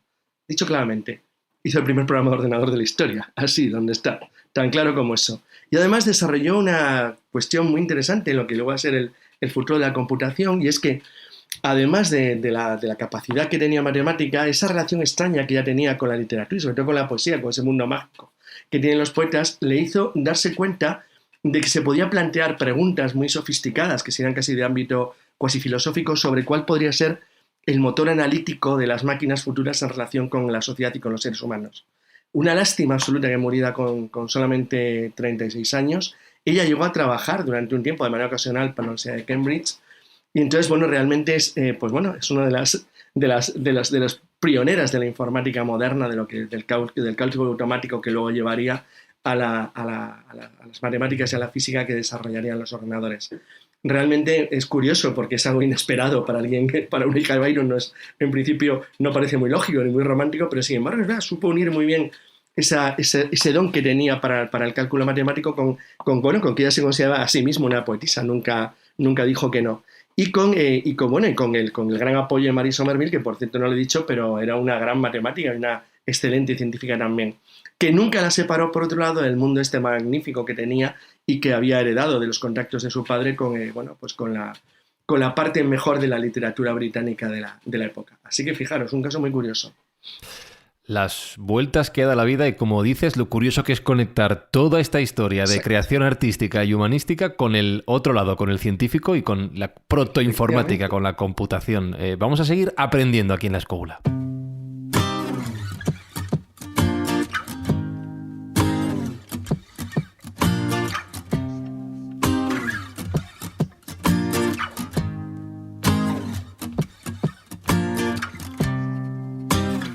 Mi última pregunta en este programa va a ser doble, para Miguel y para Juan Antonio. Algunos escobuleros se estarían preguntando a cuento de qué un programa sobre el romanticismo y sobre Lord Byron ahora, y Juan Antonio lo ha recordado bien, se acaban de cumplir hace bien poquito el 200 aniversario del fallecimiento del propio Byron. Pero si venimos a 2024, la actualidad, Miguel, creo que has sido de Kids que has mencionado, que tú lo recomiendas a tus alumnos porque es asequible para leer, para introducirse, pero para los escobuleros que nos estén escuchando y que se estén preguntando ¿por qué debería leer yo ahora a cuento de qué a los autores románticos? ¿Tú qué les dirías? Bueno, porque quizás en una medida en la que no son conscientes son románticos. Es decir, el romanticismo es una explosión que todavía llega hasta nuestros días, ¿no? Igual que la Ilustración, marca nos configura mentalmente hasta límites que no podemos ni siquiera sospechar. Entonces, leer el romanticismo es entenderse a uno mismo, ¿no? Es entender ciertas perspectivas culturales que nos han influido mucho, es entender presupuestos que damos por hecho y que están ahí precisamente porque los románticos existieron y hombre, es que es parte fundamental de la evolución del pensamiento occidental, ¿no? O sea, me parece indispensable leer el romanticismo. Aparte de todo, porque es que son generaciones de escritores maravillosos, novelistas, cuentistas, poetas, dramaturgos. Tenemos en todos los países escritores de primera línea. Entonces, el placer de la lectura de los románticos es inevitable. Es decir, aparte de aprender, uno disfruta muchísimo. Y Juan Antonio, a ti te centro más la pregunta en la figura de Lord Byron, que te apasiona a él y todo su contexto y sus circunstancias. ¿Por qué un escobulero o una escobulera que escuche este programa debería leer ahora a Lord Byron? Pues lo debería leer con todo el cuidado de la distancia del tiempo, sabiendo quién fue, las cosas que no hizo bien, por ejemplo, referente a su otra hija, hacia Ada Lovelace, o incluso hacia la propia Allegra, que la dejó ahí medio abandonada. Pero la gente joven, sobre todo, o quien quiera tener un poco de esa visión que desde la distancia nos permite discernir que algo nos puede interesar, lo debe hacer desde el punto de vista de la rebeldía. Estamos en una sociedad que hoy día está cada vez más acomodada a ciertas costumbres, a ciertas maneras que nos las están dando por cosas, por circunstancias un poco extrahumanas, vamos a decirlo así. Por ejemplo, el tema de la pandemia, las guerras. No podemos hacer nada por esto, desde luego. Tampoco nos vamos a ir a calzar la chaqueta y nos vamos a ir a pelear a Ucrania, como si fuera el imperio turco, Rusia, en un remedo de que Ucrania pudiera ser aquella Grecia. Pero sí que podemos intentar hacer como hizo Lord Byron, plantarse con ironía, ciertamente con cierto cinismo ante lo que está ocurriendo, con esa rebeldía ante la posición, ante la norma, y decir, bueno, pues en estos momentos podemos reírnos del mundo, y si el mundo nos aplasta, pues que sea con una sonrisa y desafiándolo de esa manera. Un arte, pues recordemos a Keats, pues bueno, la belleza y el arte, la belleza y la verdad están totalmente unidas.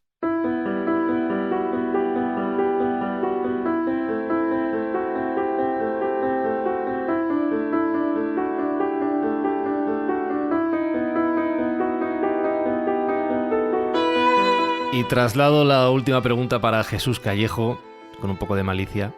¿Y por qué deberíamos escuchar el cuento de Callejo de esta edición escobulera, Jesús? Bueno, porque trata de un personaje que nació en la época del romanticismo a pesar de que no fue romántico, porque nació justo el mismo año que nació Zorrilla, en 1817, porque apadrinó a Espronceda, que ya sabéis que para mí es nuestro Lord Byron español, por muchas concomitancias que tiene en su biografía, y porque fue uno de los 3 grandes Ramones que hemos tenido en nuestra literatura. Tenemos a don Ramón de Valle Inclán, a don Ramón Gómez de la Serna, y falta otro don Ramón, que sería Carlos Canales, ¿quién? Don Ramón de Campoamor. Entonces, don Ramón de Campoamor ¿Has pillado a Carlos Canales? Estuvo, además, no, es que no lo he oído. Digo, la ha pillado. Sí, Ramón. Bueno, a ver, seguro que si os digo, en este mundo traidor, nada es verdad ni mentira, todo según el color del cristal con que se mira, ¿qué os suena? Bueno, pues eso lo hizo Ramón de Campoamor. Hay Ramón de Campoamor, que escribió muchísimo, ya digo, además ejerció de gobernador en varias provincias, estuvo en el Ministerio de Hacienda, en fin, se dedicó a la política como todo buen romántico, a pesar de que él renegó un poco del romanticismo, ¿no? Iba por otros derroteros, pero sí es cierto que estuvo implicado dentro de ese ambiente, ¿no? De esa atmósfera. Y mucho de lo que escribió, que fueron poemas, que fueron comedias, que fueron libros de pensamiento, escribió fábulas, ¿vale? Entonces, dentro de las muchas fábulas que tiene, que a lo mejor es la faceta menos conocida de Ramón de Campoamor, porque las fábulas eran más del neoclasicismo, ¿no? Era más de Iriarte, de Samaniego, en fin. No estamos hablando de la época del romanticismo. Pero sí escribió unas cuantas fábulas, muy cortitas todas, además todas con moraleja, y he traído una que era tan actual en el siglo XIX como puede ser tan actual en el siglo XX como en el siglo XXI. Y esta fábula de Ramón de Campoamor se titula La carambola.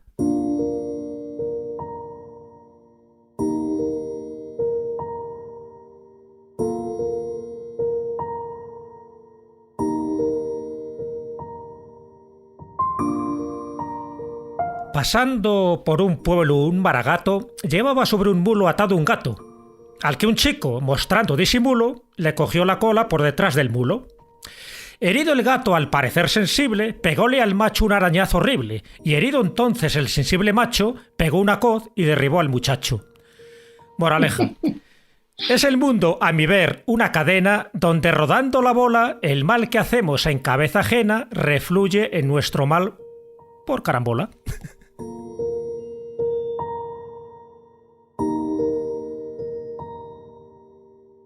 Yo que me esperaba, Jesús, un poema torturado, un poema leído con tono bajo, o sea, me has sacado completamente fuera de juego. No, porque ya te digo que no era romántico, este se salía un poco de esos cánones, se iba por otros derroteros, pero bueno, la verdad es que escribió muchísimo, además mucho con sentido del humor. De hecho, hay varios poemas suyos que se llaman humoradas, ¿no?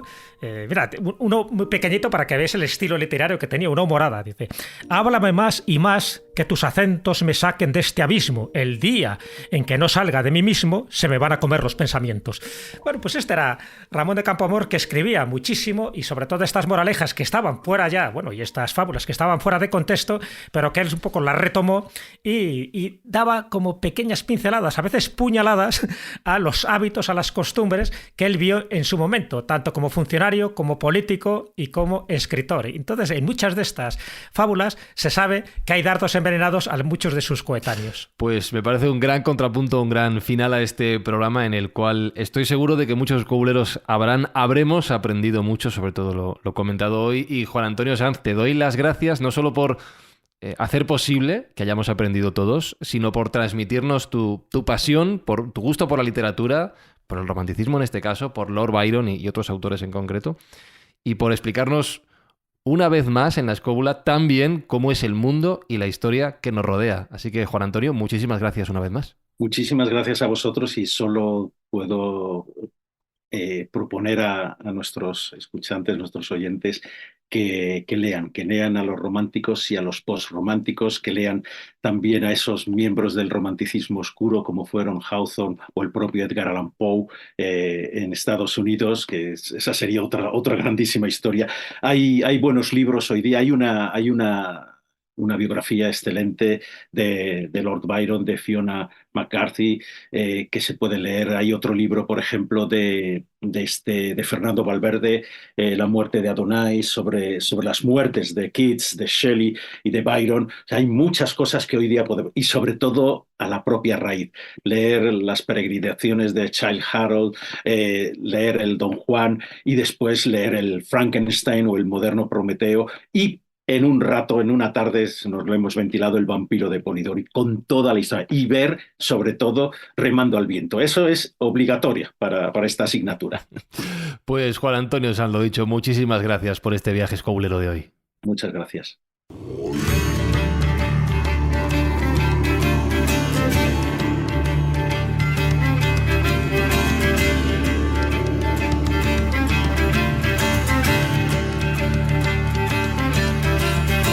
Pues hay que ver, Miguel Salas, para lo pequeñitos que me salís en la pantalla, como decía al inicio, el gran programa cultural escobulero que ha quedado hoy, ¿eh? Bueno, es que hablando de las personas que hemos hablado, era difícil que quedara pequeño. A ver, Marcos, ¿me puedes repetir, por favor, dónde pueden ver las imágenes los escobuleros en las que vas a colgar? Facebook.com/La Escóbula de la Brújula. No. ¿Qué te parece? Oye, si me permitís un medio minuto, os leo un poema inédito de Lord Byron. En la vasta noche donde los espíritus danzan, la muerte susurra promesas de un eterno trance. El dolor se viste de luto y la melancolía avanza, mas en la oscuridad una estrella de la esperanza y en el silencio el amor aún se alza. ¿Esto que es ChatGPT? Lo acaban de descubrir. Sí, ¿eso es así o es IA? Eso es IA. Que ya conocemos al sistema operativo Carlos Canales y Carlos no nos la dan con queso, ¿eh? Ay. No tengo la variante poética, no creas. No es lo mío. David Sentino, ya lo hemos pasado bien hoy. Sí, pero yo de todas maneras propongo el siguiente programa, ya que hemos empezado con Lord Byron, y a irnos a después y otro de Oscar Wilde. Hasta la semana que viene, Juan Ignacio Cuesta. Pues hasta la semana que viene, que aquí estaré esperando, escribiendo más poesías. Anota Jesús Callejo el programa sobre Oscar Wilde y el programa sobre poesías que los autores nunca escribieron y que se hicieron con inteligencia artificial, que esto dentro de 2 meses lo tenemos calentito.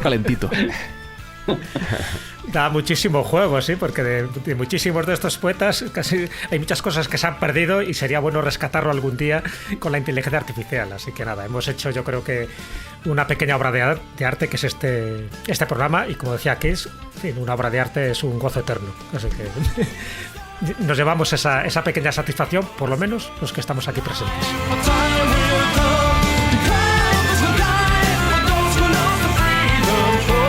Pues escobuleras, escobuleros, si también habéis sentido ese gozo con el programa de hoy, os recuerdo que tenéis más programas, más escóbula y más escóbulas en nuestro canal de iVoox. A partir de 1,49 € al mes podéis acceder no solo a todo el histórico de los programas, sino a los contenidos extra que publicamos semana tras semana y a las extróbulas, que son las ampliaciones de cada uno de los programas si no habéis tenido suficiente con las 2 horas habituales de cada semana. Y que si queréis algo de nosotros, estamos en redes sociales. En Facebook, ya lo ha dicho Marcos, facebook.com/La Escóbula de la Brújula. En Twitter e Instagram somos @escobuleros y tenemos un correo de contacto que es contacto@laescobula.com para lo que necesitéis. En 7 días volvemos con Alberto Espinosa a los mandos técnicos y un servidor, Fran Zuzquiza, deseando iniciar un nuevo viaje escobulero que ya veremos a dónde nos lleva. Hasta la semana que viene. ¡Chao!